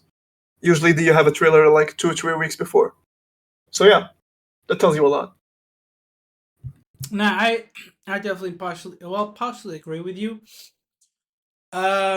This is actually something that many within the AOE 2 community has also been mentioning as well. There's quite a lot of cash grab kind of DLCs coming forward. Many from the competitive side are not very happy because it's just constantly much balance going out, and it's just constantly adding mechanic or well factions, so to say, which do not really feel that kind of unique, and it's just starting to get very repetitive and all. And it just makes the competitive side even more harder, throwing off balance. And when the balance is not fixed, it's just making it very frustrating because that is how Age of Empires is known. Age of Empires is known for its long time periodically played games instead of constantly kind of rushing kind of game. It's not like StarCraft or something or Warcraft or Mhm. any other, because there you can just literally rush each other, and it it's still beatable at times, but still one can still win that as well. In Age of Empires 2, it's kind of difficult to rush, even though some people can get discouraged when they are being rushed and they'll just surrender instead of that they could have tried to continue on. And that is how lately Age of Empires 2 has started to turn and all, and this is why they're starting to get very frustrating, and that many cash grab kind of thing are happening. Even though I kind of would say, it is needed, not only to just continue the game, update it, and all that. Many people would say, hey, well, they just do it so that they don't run out of things to do and still try to take out money. I think I disagree with that. I would Mhm. see we need to stand together as a community and point out at the things louder together and the flaws. For example, in this situation, it will be the AOM bloodbath, because why do we have to pay for something that has been back in Age of Empires 2? That's You another know, thing. You're right. uh, That I don't really understand why we're paying for it. yeah, But yeah, you're right. I've not even paid it for yet. I think I will still get it, not only just to support those who are behind it, because I feel like they are being forced by it by the bigger companies, and if we're not going to be doing this, they're going to be the one who are going to get cut instead of they themselves. So that is how the situation has been Mhm. going. The same thing that I'm sure you know how it has been handled, for example, with Activision and all that, and Blizzard Entertainment. People are going to get cut instead of the higher ups. That's the thing that has always been happening, as the community is always constantly getting spread apart. There's no one who's focusing on the main issue. And the main issue here is, in my opinion, for Age of Mythology, what they're getting has been first included. Secondly, many times things are being made out of balance. And thirdly, they don't really look like the way it is accurate, right? And that's what I think was very concerning. Or other than that, I say just continue on, add more mythology stuff, from the Baltic Sea, because there's also a lot of A lot of pantheons left, mythology man. A lot there. of pantheons. Yeah. Or, for example, the Mongol/Turkic mythology, or any around the East. The East has also a lot of mythology as well before the Islamic era. Hmm. um but there's not much known thing, and these kind of things give you heads up and offers you kind of perspectives and things to Google out, right? Because many people are interested, they're going to be learning it. The same thing for when I first hear, for example, about Joan of Arc. Hey, what kind of girl is that, right? Or you look through, for example, who was Poseidon, or Zeus and all that, or any of the Atlantean gods, that you also check it out, right? So that's what is interesting. It's the same thing for your heroes of Beast Azure. You try to look it up and you learn it, and I think it will be the same thing with the Aztecs, because Yeah. there's still so many of these pantheons, which I personally did not know as well, and it's definitely interesting too. And by all means, I would pay, I would support, because they are investing money to it, and we want to, show that they can still earn from it. But you gotta respect the people's opinion that they do not want unbalanced civilizations. They're gonna frustrate the competitive sides, and sadly, they take out the stress on those others who still appreciate single player games. And that's what I feel like we're not disunited. We should unite. We should voice our things um, accurately or try to find a middle ground instead of infight because that won't work. Because when you speak loudly, these actions can show, for example, like you've mentioned Warhammer, Mhm. when the Warhammer's community, for example, in Total War, literally threatened that they will stop. The community said, "Go for it. We don't care," and that is what they did. And then they said, "Okay, okay, sorry, we'll change. We'll add more Exactly. DLCs with how you True. want." And that is what, in my opinion, both Age of Mythology and Age of Empires 2 should do too. Is the same thing that people within the Blizzard community has also done, and they've started to bend the knee too. These companies, they'll bend the knee. It is how capitalism works. Don't like something, don't consume it, let them go bankrupt and see how they come to your feet. That's the thing. Yeah, true So, that. yeah, and like you've also portrayed, same thing for the portraits. Many people did not like it, and then eventually, what happened? They had to change it because not many people liked it. And Mhm. regarding AI, I personally don't think AI could make it that good because it's still very early in development. It's still on alpha, I would say. It was on beta, now it's on alpha, and I'd say it's still going to need a lot of work. Many people will definitely still frown upon it because there were many of those artists who are going to say, like, yeah, it's stealing another. Yeah, I understand it's not good and all that. You'll lose your job too, but sorry, it's the future. It And by all is. means, Bless you for it's saying that. yeah, and by all means, stealing definitely is not good and all that, but AI generating thing, I think that should be welcomed and not be shunned upon. So yeah, that's my take.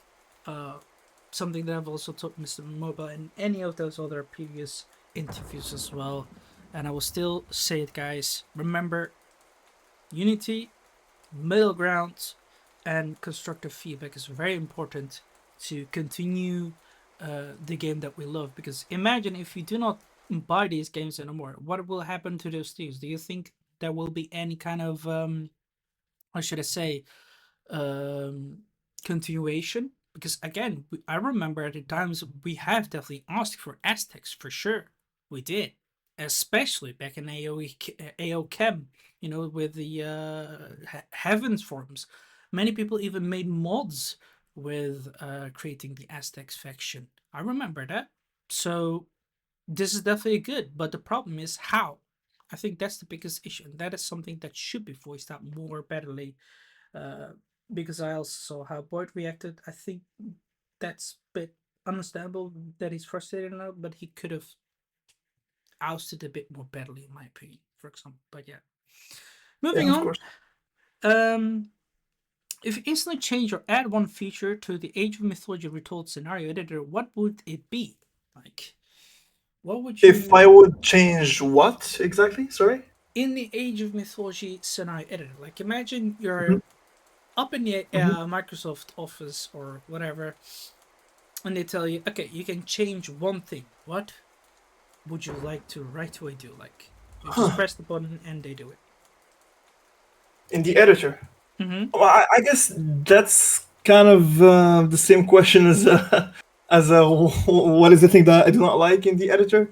But you know what? Let's. I mean, when it comes to the editor, I mean, elevation is. I mean, a lot of things. Had it been excellent edition, there are a lot of things to change, but which they did, and they fixed it in Retold. Mm-hmm. Uh, I guess the way that I just adapted to. I mean, there is this limit of the paintbrush that really annoys me since Mm-hmm. I make so much colors on the palette. But I guess it's understandable. The actual terrains textures are limited, if I'm not mistaken, to 51. You cannot exceed 51, otherwise your scenario might be damaged. So you do not want to do that. I guess that's kind of annoying. Also, I wish there was a way to so you can pre-make lighting. You can change lighting and pre-make it. This was actually a bonus. Okay, now that reminds me. There was a trigger Mm-hmm. uh, or an effect trigger that makes you set up custom pre-made lighting. You play with the R and the G and the B's of the sun, the shadows, and the overall contrast of the scenario. That makes you give unique lighting. I used to do that in extended edition a lot. to the point I made an all black map that you just cannot see anything, and you needed torches and actual light as a mechanic to move around. So you would summon phoenixes with phoenix eggs to actually light up the patterns you was in front of you, even if you scouted the area. So that was fun. I could do that in Extended Edition. Speaking of pushing the scenarios to their limits, I cannot do that here because even if you make that kind of lighting, the other people will need to download it somehow, and you really can't. I mean, it needs to be in the mod files. What I need is a way to do that through a trigger. So back at the time, I could just use a trigger that changes the overall lighting of the map however I want. That trigger is no longer available. All you can do is set up you set up you render a specific pre-made light that is pre-existing in the game. I mean, I could make a specific light in the game right now. I could literally make it inside the editor and use it via trigger. But that light needs to be in the folders, which is only in my folders and not in the other players' folders. So yeah, point is you need an actual trigger that plays with the RGB of the map, and not just cast a specific lighting. That also reminds me, the skyboxes are inconsistent. Well, at least I don't know how to do them, but if there's one thing that I can change, so you have this trigger that sets up skyboxes, Mm-hmm. and you have like over 20 skyboxes, man, and they're so beautiful. And problem is, I don't know which one is which because there's just a bunch of names. I mean, the ones that are pretty clear are already there, like say Sky Morning, Sky Night, and stuff like that.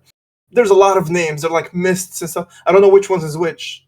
And the only way for me to find out is to keep testing them one after the another and keep testing the scenario and see what it looks like. And that will take a lifetime to do so. If there's a way to have what do you call that, a thumbnail of those skyboxes or anything similar, if it's like, you know what, just like the lighting, that would be great.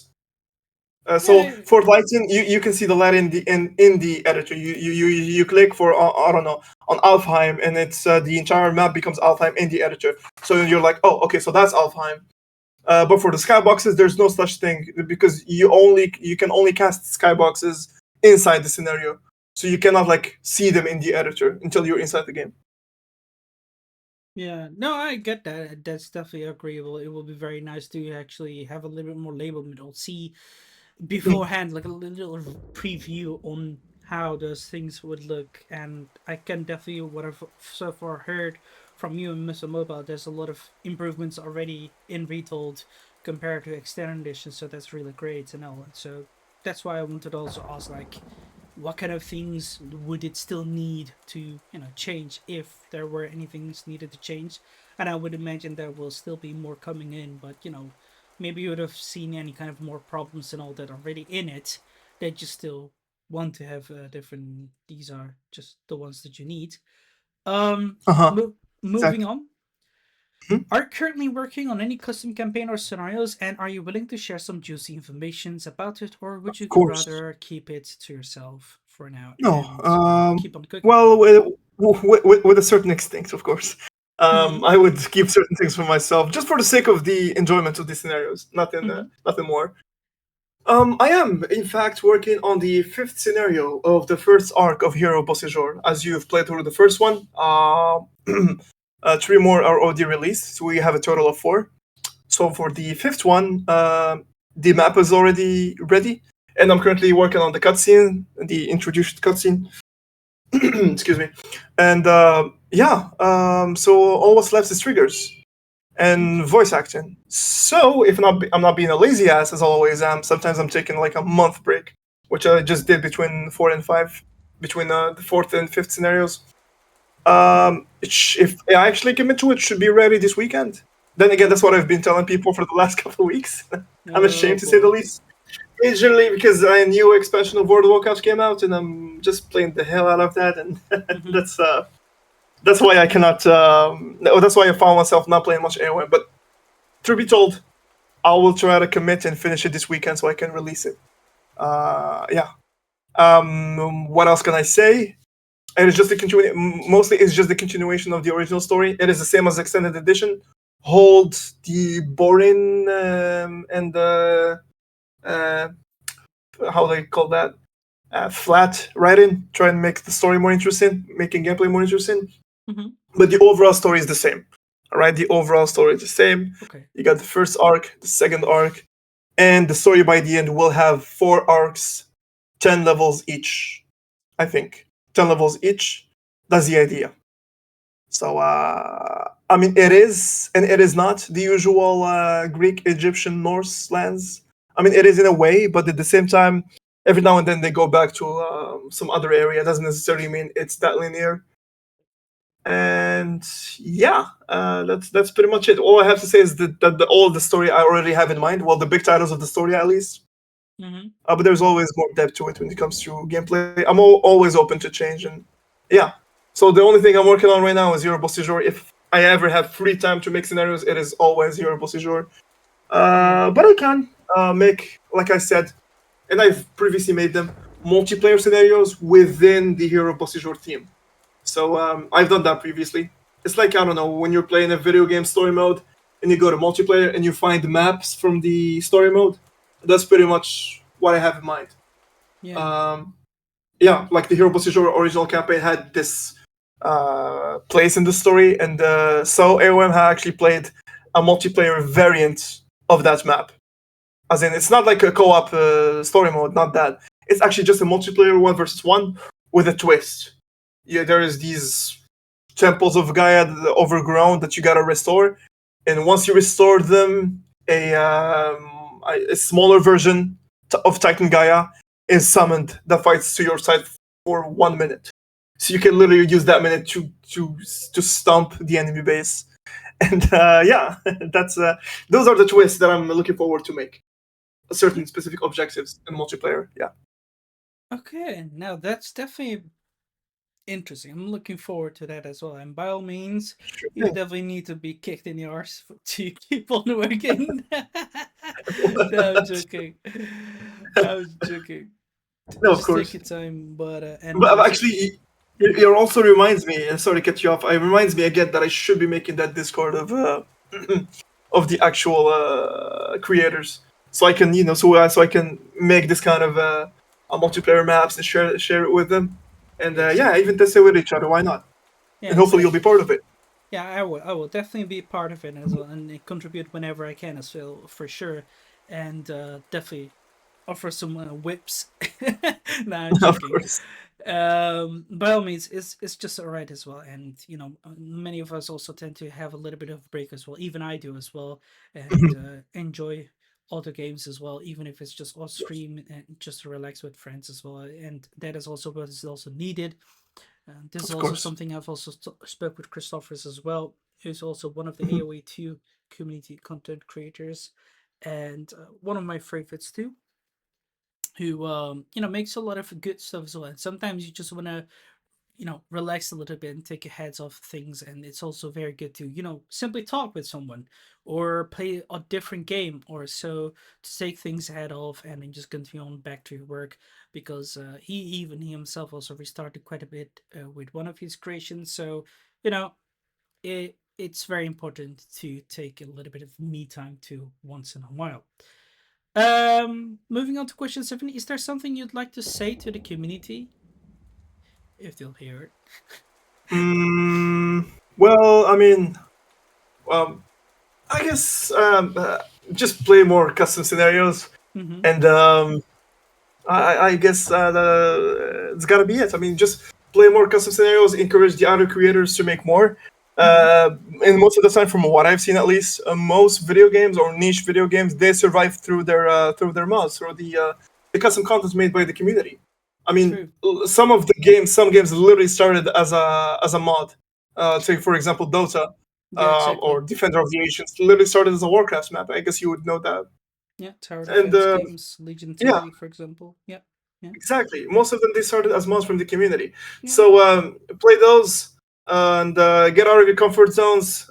Try more game modes. Encourage the community. Give some feedback. And yeah, this is a game that we love, and let's all contribute to it. Whether we're playing, if we're contributing by playing or by making, it is all the same for the sake of AOM.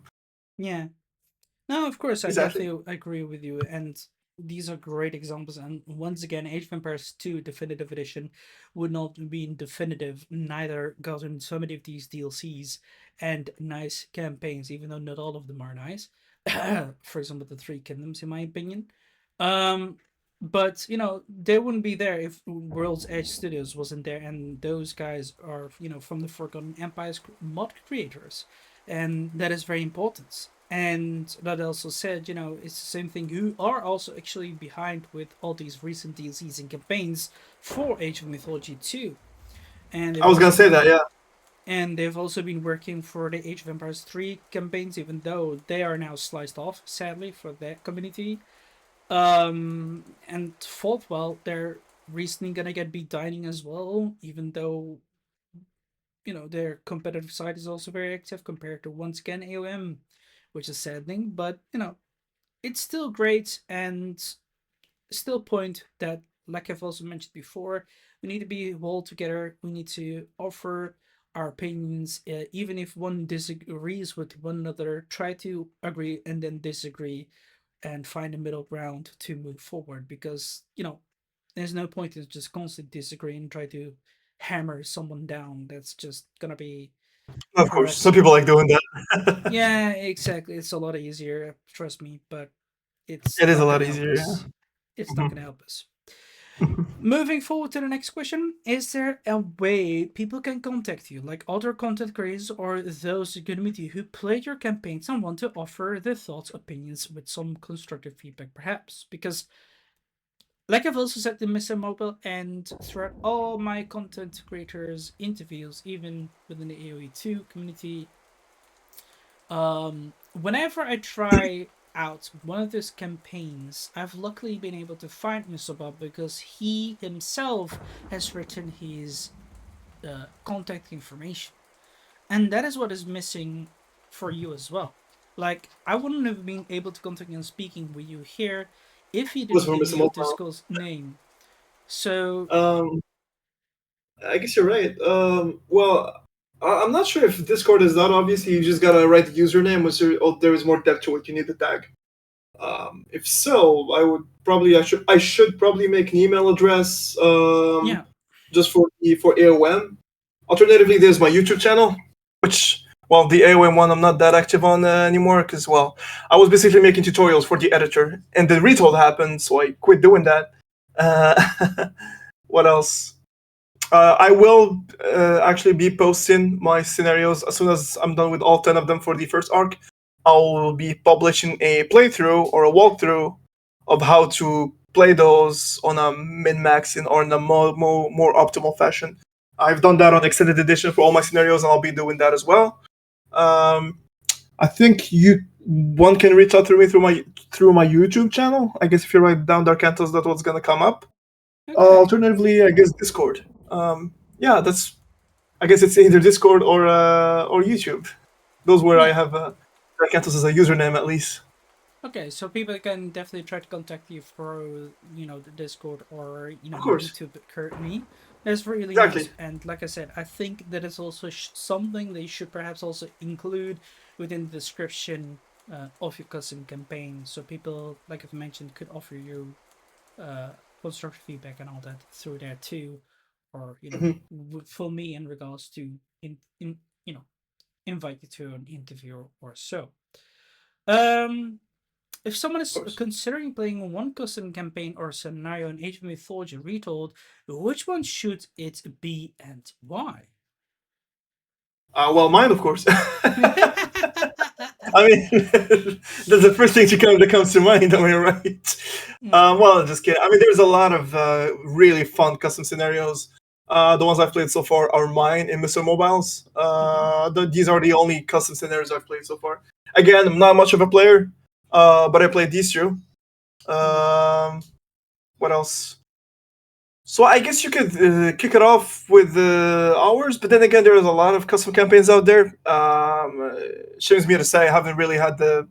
Uh, I wouldn't say the time. Then again, because my time is dedicated to my custom campaign, mhm, I haven't really had the chance yet to actually test those other custom scenarios out. mhm. But yeah, I would recommend playing Mr. Mobiles and mine because those are ones I'm. familiar with at least. Of course, there's more to come, and we're probably will both of us will keep pumping out content as long as the game is out there. I mean, I've been pumping AOM scenarios for the last 20 years, so I don't think that's gonna stop anytime soon around Retold as well. Yeah, I'm definitely looking Yeah, forward to that and definitely want to of consume course. more. So keep up the good work and It this. would be my pleasure. Yeah, likewise. Next question. Roughly how much time does it take you to create a full scenario campaign from idea to release? I was waiting for this. Well, it varies. If we're gonna talk about my scenarios, it is usually a minimum of 3 weeks if it's if it's fast paced, Mm-hmm. up to 2 months. That was the longest one. And when I say 2 months, I was not even stalling. Like for instance, I mean scenario five, I've been at it for what, for 4 months now. That does not mean because I've been literally active on it. I literally took a break. Yeah. Yeah, it's got to be for 3 to 6 weeks. 3 weeks to 2 months. Yeah, to Okay. 2 months. That would be 8 weeks. Sorry, that was the case for the Forge of Hephaestus. How There were a lot much? of triggers, and How yeah, long did it take you to even create a Heroes of Base Jour on extended edition, for example, like like overall? alternate scenarios Yeah, all of them with together. their cutscenes as well. Yes, And correct. again, if we do not account the downtime between scenarios, if we're not gonna count the downtime, because if we're gonna count the downtime, that definitely was like 2 years. But if we were Okay. not, no, but then again, if we do not count the downtime, I'm gonna say a proper year. A year is how long it's supposed to take. Because Ooh. that's 10 scenarios should be an average of a month. But then again, 2 weeks for I'm sorry, 2 months for a marginal of error. Mm-hmm. With the average of certain scenarios taking longer. I'm definitely that's gotta be a year. And right now I'm at the fifth scenario, so hopefully I should be able to finish by the end of 26. Hopefully. Then again, if I decide to just rush things and not do anything except playing AOM, at least on my free time, not playing any other games, it should be doable within 3 or 4 months. We'll Yeah, see about but definitely that. that's definitely not happening, man. I'll spoil it for you. It's not happening. It's Should be by the okay. end of 26. It's But hey, okay. every scenario is just as fun as the previous one. Hopefully, Yeah, that's most important one as well, but definitely holy yeah, that man. 1 year. Of course. um okay. Because you got. Sorry to cut you off. Just to No I want to worries. add something. Go ahead. Because first you got the map making, and then you have the trigger. Well, first of all, you have map making. Right after that, you have implementation of the cutscenes. I mean, the opening cinematic triggers, Mm-hmm. and that itself. I mean, you have that itself needs testing way before gameplay. You gotta see if the cutscenes is working properly, if the camera is dynamic, if the dialogue is correct. I'm from a narrative point of view as well as a technical point of view, whether if it's landing the way it should land. Mm-hmm. Then right after you got gameplay, and the gameplay is the part that well actually the scenario making, the triggers is what takes the most time for me because there's just so much going on. And then you have voice acting. Voice acting for a scenario, for an entire scenario, should take 2 to 3 hours roughly. Mm-hmm. Then again, should take the same amount of time because usually I would voice act everything all by myself. I've recorded like over 1,200 lines in the original extended edition to the point my throat became sore. But now with the implementation of AI, and I'm not ashamed to say that I do use AI for my voice acting. Not for That's all great. characters. Not That's for all great. characters. For the main characters, it is all me and only me so far. For I don't know, your typical hoplite or Taxati coming through is gonna be an AI voice act because you don't want to just hear my voice again on a high pitch or on a lower pitch. Yeah. And yeah, voice act takes a little bit of time. And but yeah, it's the trial and error that takes the most time to balance because Yeah. sometimes you're so excited to release that you release an unfinished product with a lot of bugs and how do you say True. difficulty. So you don't want that happening. So I've Yeah. learned through the hard way to actually be patient and take my time to make scenarios. Yeah, no, that's true. That's true. Just take your time, and Mhm. then by all means, like I also mentioned again, there's no problem or any shame in using voice acting AI. Just the only thing that I will say, just make sure that there's not much static in it, and make sure that the pronunciations are good too. Because, like I said, there are also in AOE two community who use voice acting, the AI voice acting as well as, and not many people there. Like I've not really seen any kind of shaming in that as well. So go for it. Mhm. Of Um, course. what keeps you motivated to keep creating, especially during long or difficult projects? Because, like you said, it took you more than a year to try on creating a thing. Like, how have you even been managing? Because if I had to do something and it took me like a year, I would have eventually just stop. I mean, because it's excuse me, because it's separated into many scenarios. Mm. So I guess the feedback of one scenario gives you the motivation to make the next one. I mean, Mm-hmm. me for instance, watching your video was a lot of fun. That itself gave me motivation to finish the fifth scenario. Watching you playing, Really? yeah, of course, man. I mean, watching so AOM, you have no idea how much joy that brings when you see that scenario from another one's perspective, people's reactions to the You dialogues, lied to me. everything to I don't know some freaking ambush that they did not expect. That's all fun. Or getting their unit sucked in the well of earth. I mean that too. Yeah, I know that bit for sure. The But yeah, not gonna lie. Just the feedback of the community, seeing people play your campaign is just so fun, man. I mean, Mhm. for me at least, that's the biggest joy for me while making these scenarios is seeing people play the scenarios and sort of reacting to all the things that you've laid out for them. Hmm.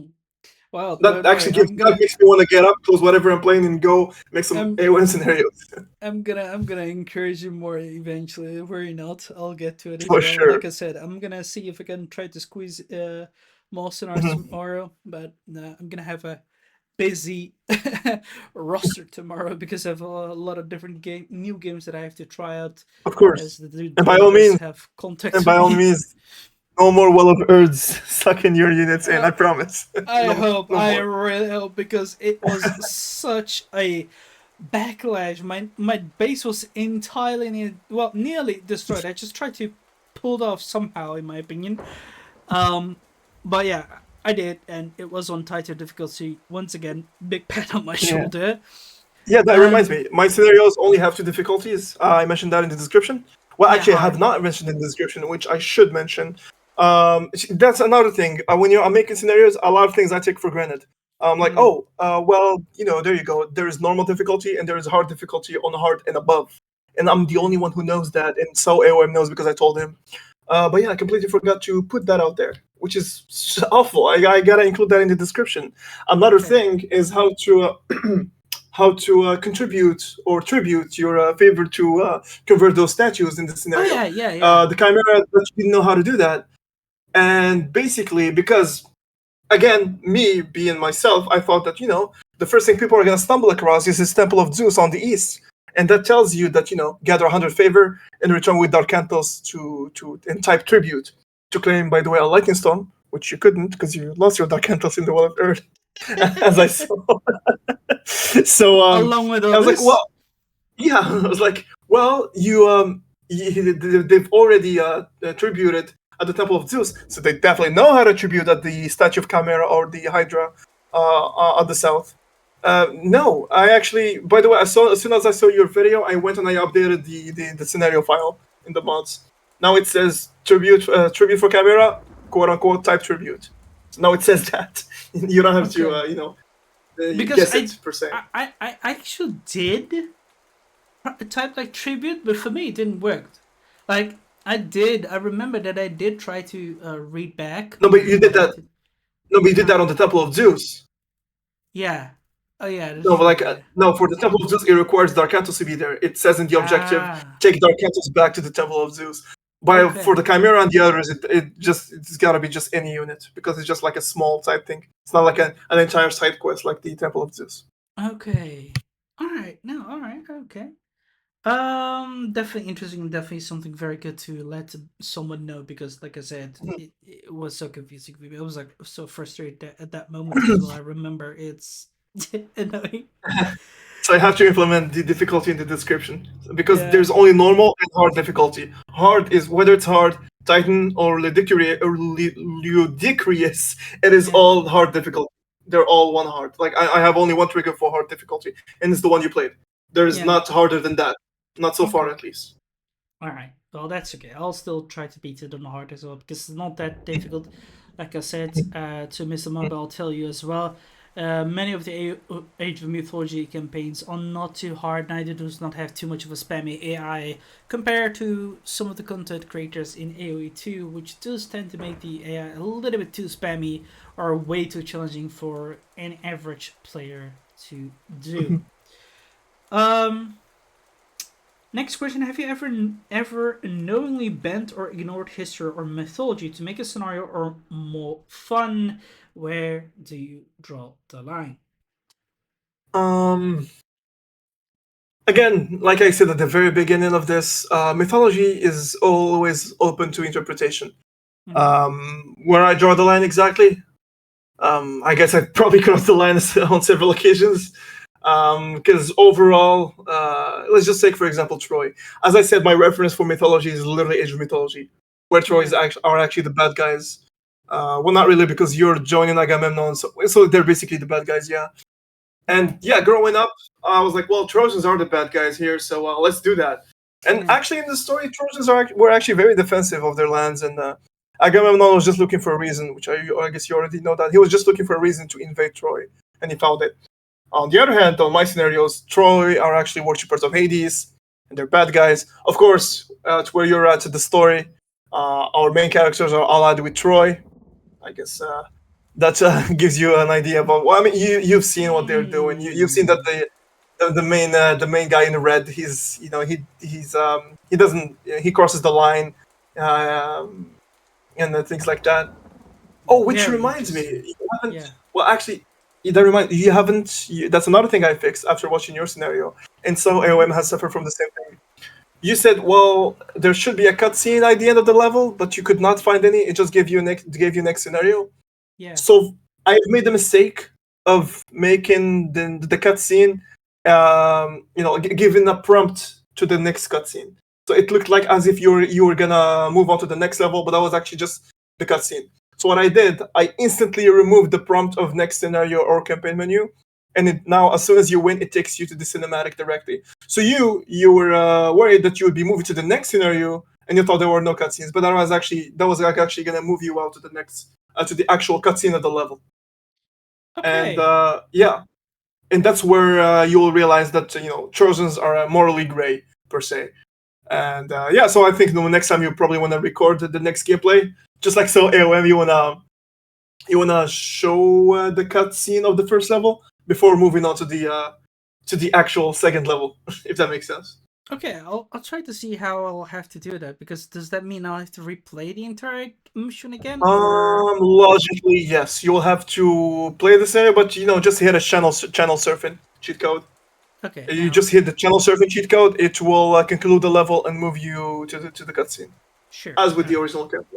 All right, I'll do that as well, and Yeah. I'll mention it as before anyone tries to portray me as a cheater. No, I mean uh, it's pretty famous. I just said it to you how it's spelled. yeah, no, It's okay. cap sensitive, so yeah. All right, thanks. I'll try to keep that in mind, and I'll do that for Pleasure. sure. And thanks for changing this. Well, so see, I have found so many bugs and all that. How dare you test this not work properly? No, I'm Well, joking. I mean, if you're gonna just hit next scenario, what it still counts as a bug. It's supposed to take you directly, but yeah, Yeah, it's actually the case for the other scenarios are fine. I just left that one out, I guess, and didn't pay attention. that's okay. Moving to the next question. What was the single hardest thing for you to learn in the scenario editor? Like, do you have any memories back in the day from Hmm. like when you Hmm. Of started out? course. Like, what did you struggle with? And I still struggle with it to this day. Oh, I wish that actually brings me. I'm glad you brought this up. I hope, or I probably don't know how to do it. I'll have to check with Mr. Mobile and the other map creators. That would be the AI. I don't know if people know this, but people who understand custom campaigns, at least they would understand how I make my campaigns. There's no AI in my scenarios. What you were fighting at first level is a zero AI you're up against. So all of the units and all of the forces are actually just moved with triggers. There are a bunch of buildings.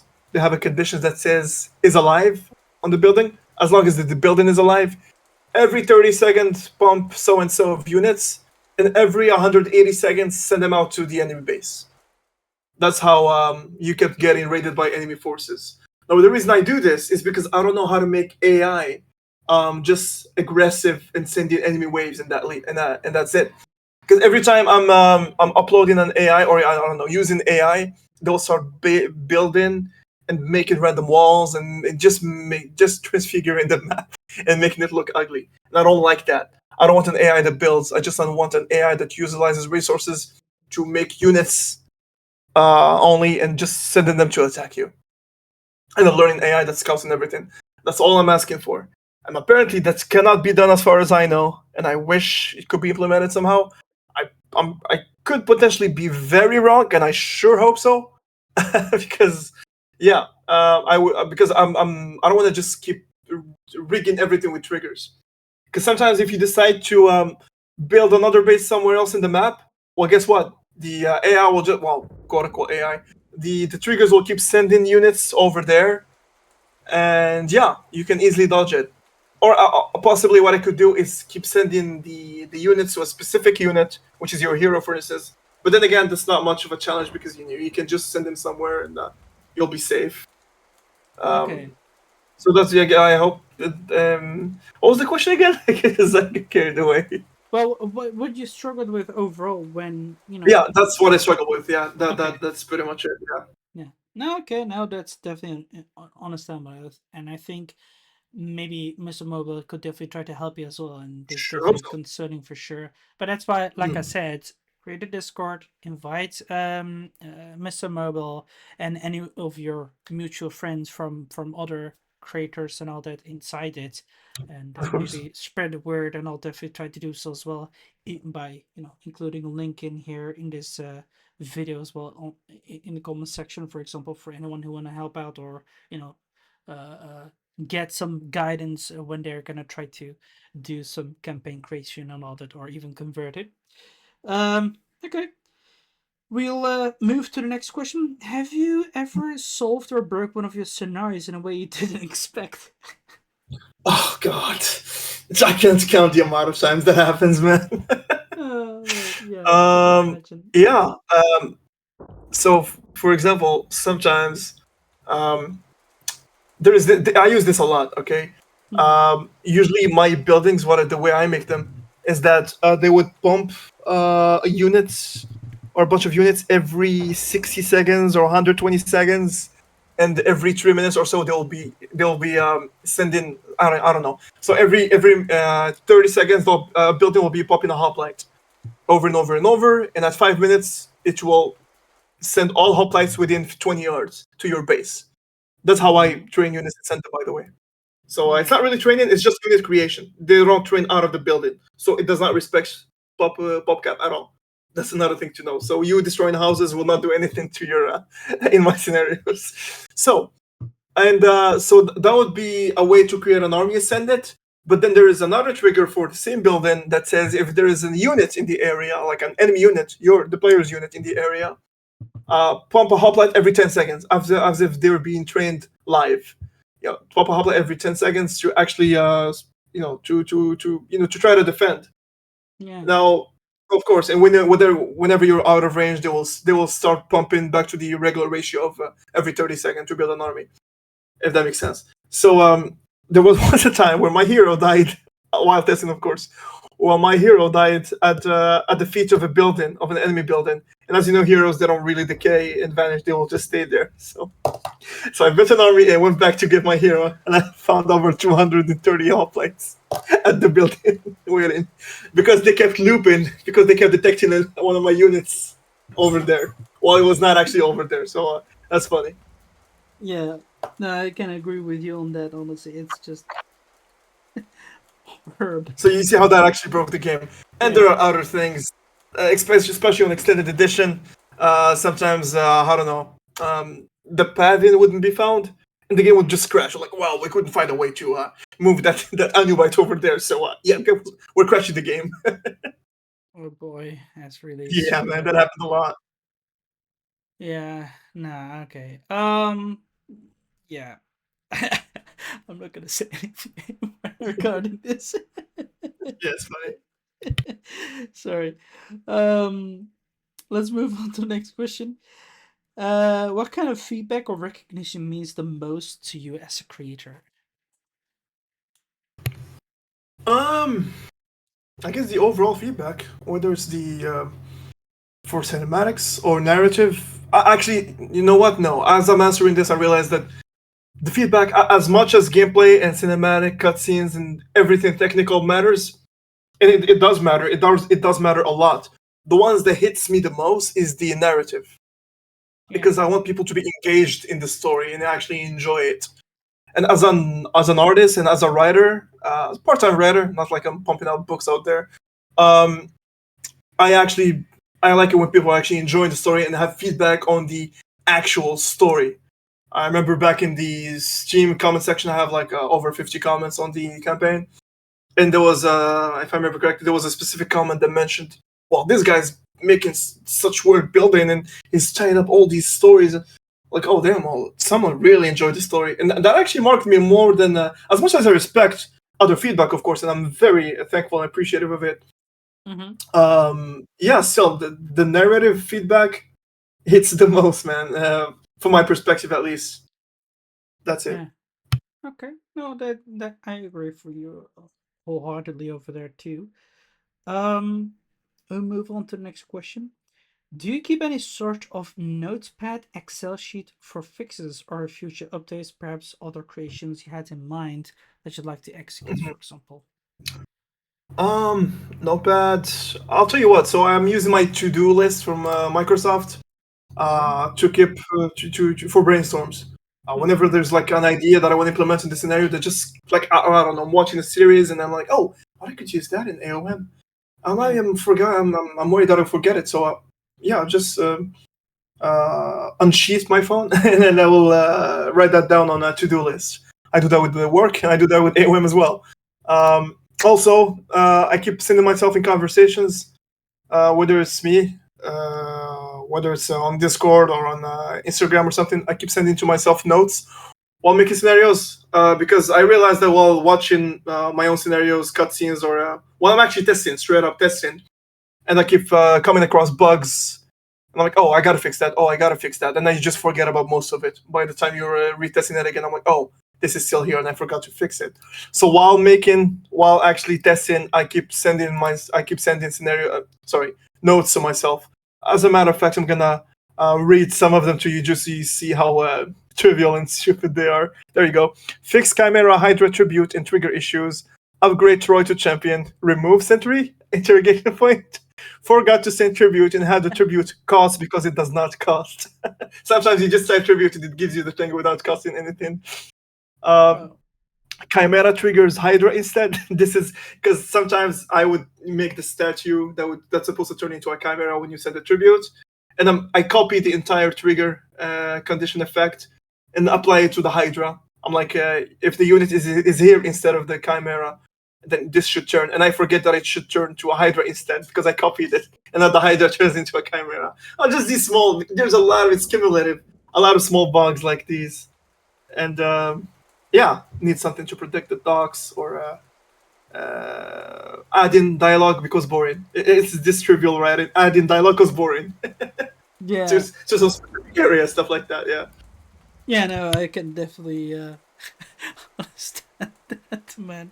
We'll see. But that's really good because, like I said, whenever you're going to go through a lot of time, because this question came up not on my own, but also to Christopher when we were also talking, like, how do you keep up all those things and all? Because he's also someone who's enjoying especially Roman times and all that. And he is very favored for the time periods or the successor states of Macedon, for example, after the past of Alexander, and he wants to make so many of these custom campaigns in the future. But one needs to keep them in mind on how they're going to create it and all. And when you mention like, hey, I take a lot of time breaks and all, and I'm inspired through many of those things, you surely would have had a notepad or something on how to do it and all that. And imagine, just like you saw me playing through your campaign and just get bugged with the Well of Earth, you surely have like written down, oh, I gotta fix this bug that Kemsit caused, and then you just Yeah. getting back to it as soon as possible. So Yeah. yeah, that's why I come up with this question together with Christopher. Once again, shout out to him. Um, we'll move to the last question. This is also another question that came into my mind when I was speaking with Mr. For Mobile. sure. Um, you have kind of already answered it. Do you think the Mhm. editor within Retold changed a lot betterly or not compared to Extended Edition and A the lot better. classics? A lot better. A lot better. It just changed for the best. A lot Okay. of good quality of life. A lot of things are made. A lot of usually this is. I think this is the case. I'm not sure if this is the case for a lot of creators, but my favorite. It's probably not the most apparent change out there, but it's the one that I noticed the most. Conversion. So basically, you had a convert effect. So if this happens, if so and so dies, convert this unit to this player. Or destroy the jail wall, convert all the prisoners to you, right?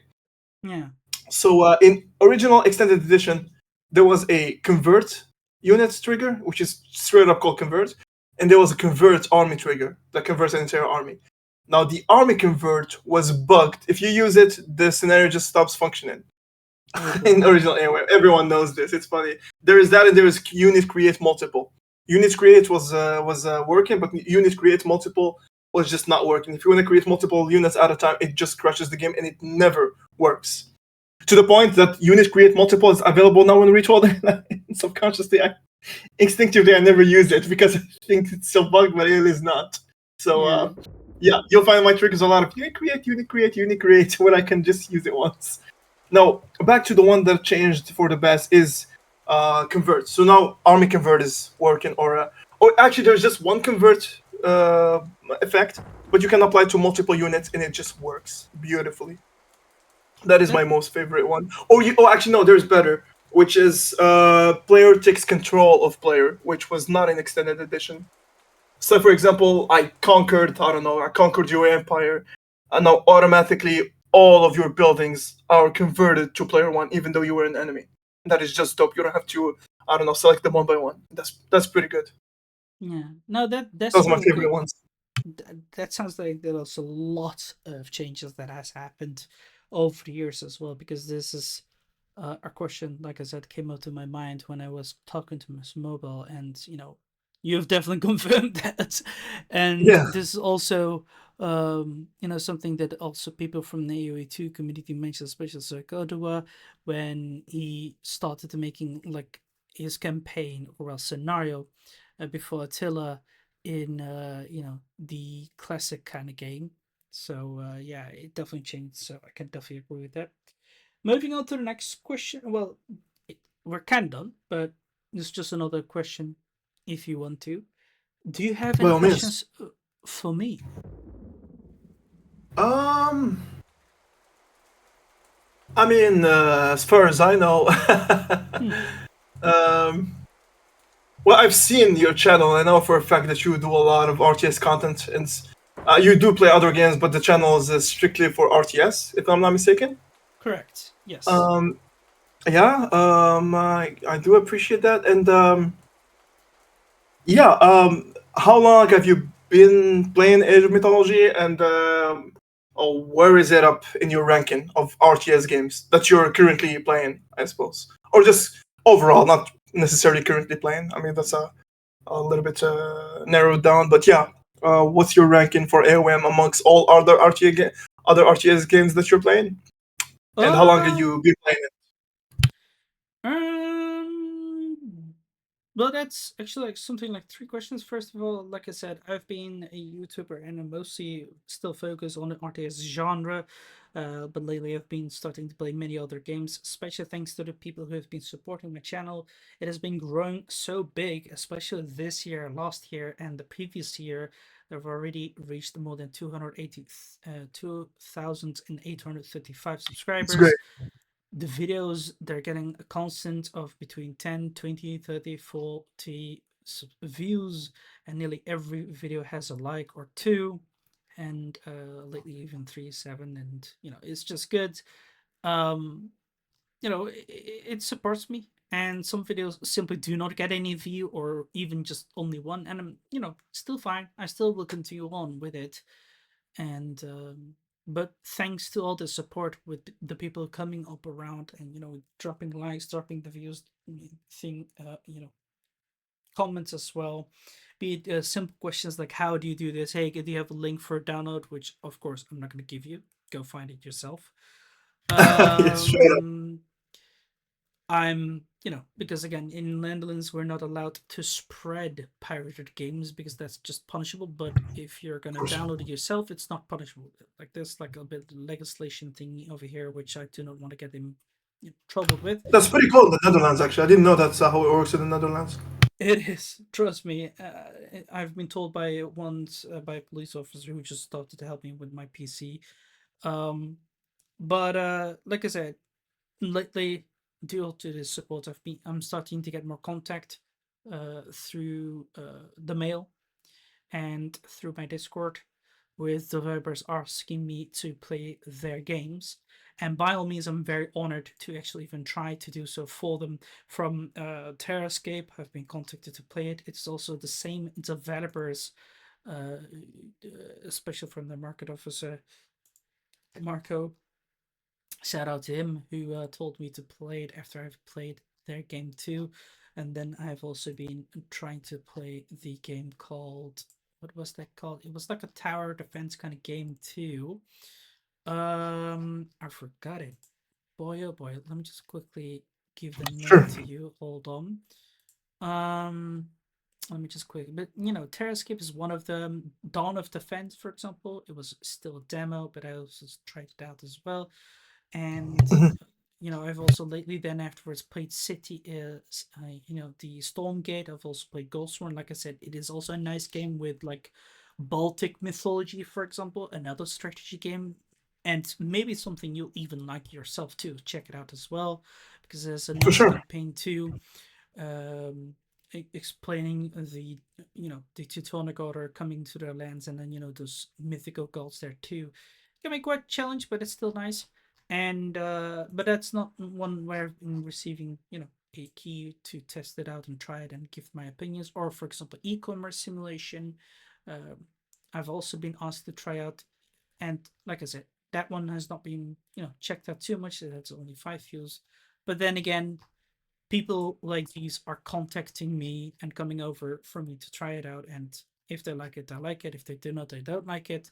Oh yeah, Pow Pow, that game has the creators from there have also reached me to play it out, um, and play it through. And they even sent me some of their souvenirs as well, which they will be selling too. Uh, they're still coming in tomorrow. Like I said, I have two other games that I should be trying to play because I've been promised, or I've told them that I will be getting to play their game as well, and That's try good. That's good for you and them, of course. yeah too. They're contacting me from email, and I'm trying them out because they just saw me through other videos or other games of videos as well. um for example, this creator, let me just quickly get one more example and then move on to your next questions and it will be done. Of course. I think it was the not this developer. I think is the developer from Brazil. I will, once again shout out to them because it's another tower defense game called The Gears of Glory. Also an interesting game. I've checked out my previous video as well from the Dawn of Defense, and I thought they liked it and all. And last but not least, the Mandate Order, um, with a game of which is also being played out in ancient China. We're gonna play that too as well because they've given me key to try it out. So they're coming, and more is gonna be continuing on. So like I said, it's Sure. definitely a big on it and all that. For the next questions, well, like I said, I've been doing this for quite a few years, something like seven or so, and the late few years, been growing, been doing good, and I'll still continue on playing still many strategy games, and still Age of Empires 2 is one of my top one. especially with the campaigns, the community there. How I see Age of Mythology, well, again, my opinion differs. From a story mode, it's definitely good, and I've played it since I was a kid. I still remember games, that's why the name, and I still enjoy it. I still love the campaign there as well. At times, I go back to play the Fallout Trident campaign because it's still that great nostalgia, that great storytelling that I enjoy going through with the struggle of Amonra, the Northern lands, and how the Troy story evolved, or the adventures through the underworld. It's just so great. Um, I must say, though, I personally was not very much touched by the Chinese and um how should I say Japanese campaign. I don't know, they don't give me the same vibe as the Fall of Trident campaign or the Titan campaign. They don't Of really course, touch me that much in my opinion. But because it's they're still, standalone, I guess. yeah, exactly. And I don't know, it doesn't really hit me that much, but I still enjoy them. But it's not something I will go back to, right? It is nice. I enjoyed it. Mhm. That's one thing, but I won't go back. From a competitive side, again, it's not my kind of game, and I don't think it will become a competitive game, I think. Um because like I said, the community, it's definitely displeased and definitely do not have any more kind of morale, I feel like, to continue on, even though they're just trying to for the sake of trying, I guess. um and like I said, the high seated officers guys are just pulled out, so that's understandable too, why and all. um, but it will still have a place in my heart. Age of Mythology, I don't think I will include it in my top 10, Hmm. but it will definitely be in my top 50. Let's say that, right? All right. That means you played a lot of RTS, man. Yeah, I mean, I have, and like I said, I think still my top studios will be still Age of Empires. Total War will still have a good place in my heart, but above that, Stronghold will have a bigger place in my heart, because it's far more successful kind of studios, in my opinion. And still Rome Total War still has a good place in my heart, and Medieval Total War as well is holds a bigger place in my heart. And these ones are still better compared to what we're being offered lately. And it's saddening, but it's not continuing on. Ancestor Legacy also holds up a big place in my heart too, because it had such a nice lore, such nice storytelling about many historical figured guys, from Saladin to Richard the Lionheart to other guys in history like Vikings and all that inside there, and it's still far more better in my opinion. But sadly, it's not much more added afterwards. Back in the day, I used to play a lot of Paradox games too. Lately, yeah, it's not much more eager. EU5 was not very great in my opinion. It still needs to be fleshed out for me to probably get dived in. Right. EU4 was top one too, but besides that, it was not good. And like I said, I've played through many. I've already recommended you Gold Sworn, so definitely try that out. Check it out too. Hmm. And Total Warhammer 3 also is again one of my favorite, even if there was still many conflicted feelings. Yeah, and I still have played through many, and yeah, like I said, Settlers, not sure if you know to it. Um that holds a big place in my heart too, with an RTS genre. What other games can I mention you that are still far more superior compared to uh um how should I say, Age of Mythology? Even though again, I think you guys, you and people like Mr. Mobile offer better more things that makes the rating of mine go higher, right? I guess we're contributing. Yeah, yeah. I mean, you guys just definitely just offer us something to play and enjoy, and when you do that, you just bring life to it, like you've already said, right? Especially for example with Warcraft, which is also one of my top RTS games as well, even above uh Age of Mythology, simply because there's so many of creators, especially artists in there, who've brought so much life to that is just For great. sure. And it offers such niceness, such much replayability there, because there's games are supposed to be also be able to be replayed constantly and to have Of course, fun. yeah. But again, I don't really see that much in Age of Mythology anymore, and that's just a bit saddening, in my opinion, especially with the campaigns. But I still have hopes for the Aztecs one. We'll see how that will be. Of course. Um, Yeah. Well, most likely it's gonna be another standalone, and mm, yeah, I'm actually mostly thrilled for the new god powers and the new mythical units and how I'll get to use them eventually in the editor.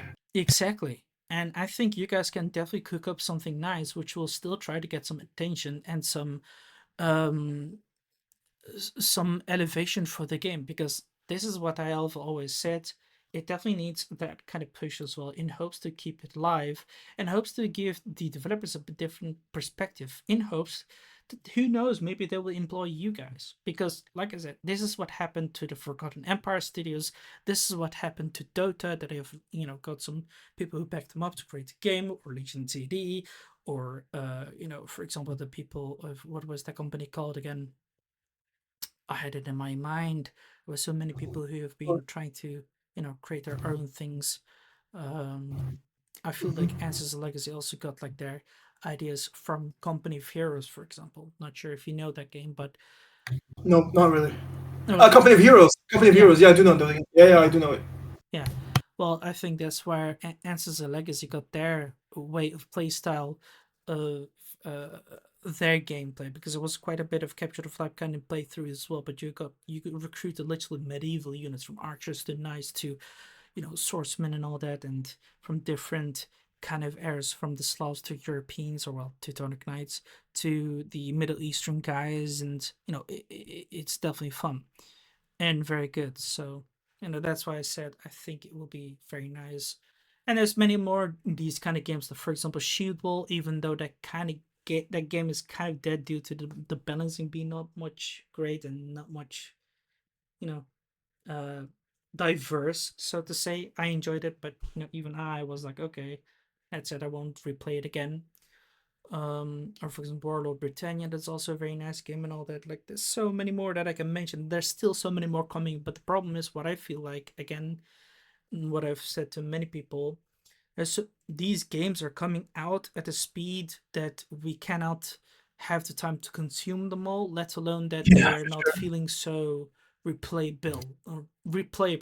It's the same thing, for example, with Majesty, that I also loved. It's also not another of those good old but gold games. And there's a studio from Russia who also made Lasaria, uh, which is also good, but definitely uses also a lot of AI too. But they're successful. It's just that they need to flesh that game out more, but they're just slow. Or for example, Mountain Mhm. Blade.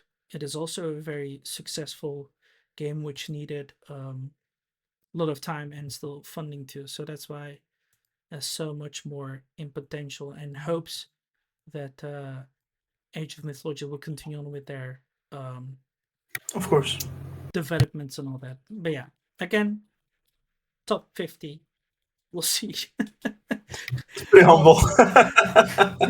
yeah, Yeah, yeah. I mean, again, I said there's so many games that I've played through and I will still go through, be it RTS or not.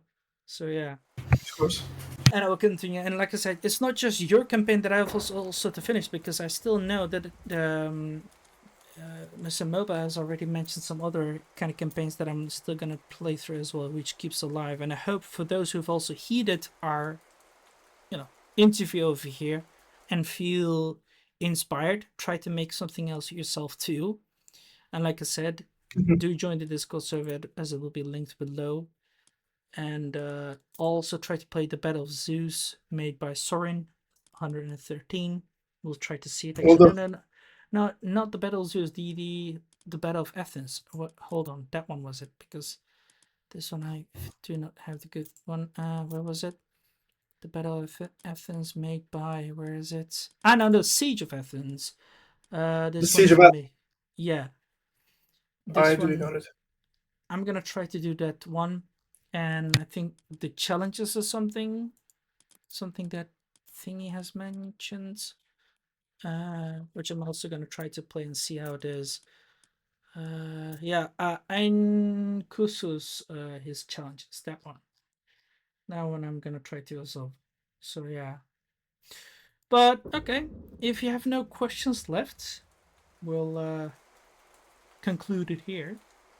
Um, I guess that would be all for now. I think it's. I guess we kicked off all the questions. Yeah, Um, for but sure. yeah, all I gotta say is, I mean, I am definitely motivated to make that Discord for the content creators. Well, more Mm-hmm. specifically, custom maps creators. Mm-hmm. I'll definitely invite you and Monster Mobile, and hopefully by then you guys will put the word out there so we can get more of a Yeah. small community of creators, and not only creators, anyone who dabbles in custom scenarios and wants to, just like yourself, of course. You don't really specifically make scenarios, but you get to play them and test them. So Yeah. yeah, Exactly. everyone would be welcome, and it would be great to have everyone's feedback, and it would be great. Yeah, Yeah, especially we'll those who definitely want do to that. test it. Exactly. And that is Exactly. how things should be, in my opinion. So yeah, I can definitely give you some of my opinions and thoughts, but you could also include in a little bit. I'll definitely give you them, like I said, specific channels and testers roles, for example, etc. And you're free also to invite your other friends if you have any regarding the creator community Mhm. as well. And and from there on, there's so much life and so much possibilities that you can just pull. It's just a matter of you pulling it, you influencing, and that is, as what is my attempt of trying to influence you to, hey, give this a push, give this a try, or by playing your game, influencing people from, hey, look how Mhm. amazing, how fun I had or try to do as I upload through my thing, without even Exactly. asking any kind of thing in return. The only thing is just support, a sub, a like, and a comment, as that will help me to make a bridge in the algorithm. Hmm. So yeah. True that. Um. Okay. Well, that's it, everyone on YouTube. Thank you for watching. For this has been a video for 2.5 hours. That's again one of the longest in Age of Mythology, but my video with Lorenzo in Age of Empires 2 has been far longer, as we've had quite How a long? bit How long had it been? more than 3 hours. Oh damn, that's got to be that record. Should have let me know. Should have told me. Yeah, no. I'm Uh just kidding. Pity you couldn't have. But that one was also very interesting, and there was a lot of you know emotional talk in there too. But I think it was very nice, and we definitely exchanged quite a few nice perspective. For And sure. Lorenzo was definitely a good guy to have chatted with, as he's also a very successful guy. We've created very multiple custom campaigns in the late antiquity as well. To also mention, maybe you might be interested as well. He has actually made quite a great campaign regarding On AOM? huh? He's made campaigns on AOM or. No, he has made a campaign in Age of Empires, but in that Age of Empires, he is like um some like around your area from North Africa, Dihya Al Kahina. I'm not sure if you known to that person. Come again? Where is it? Where is that? It was a campaign regarding Dihya Al Kahina. It is Al Kahina. yeah, Where is it supposed to be? In Tunis or in Egypt? Berbers. She is of Amazigh. Berbers. She is of Oh, Amazigh. Amazigh. Yeah, I'm yeah, Amazigh. I'm actually, my roots are Amazigh. yeah. He made a campaign regarding the Amazigh people, a little bit of historical accuracy, but also a little bit of storytelling as well, which he made as well himself in late antiquity, because late antiquity is a campaign that he likes to make as well. And Dihya is from the 7th century, so yeah, and Mhm. they it explained quite a nice story with the around the area as well, especially in pre-Islamic attempts to grow around that area as well. So yeah, Right.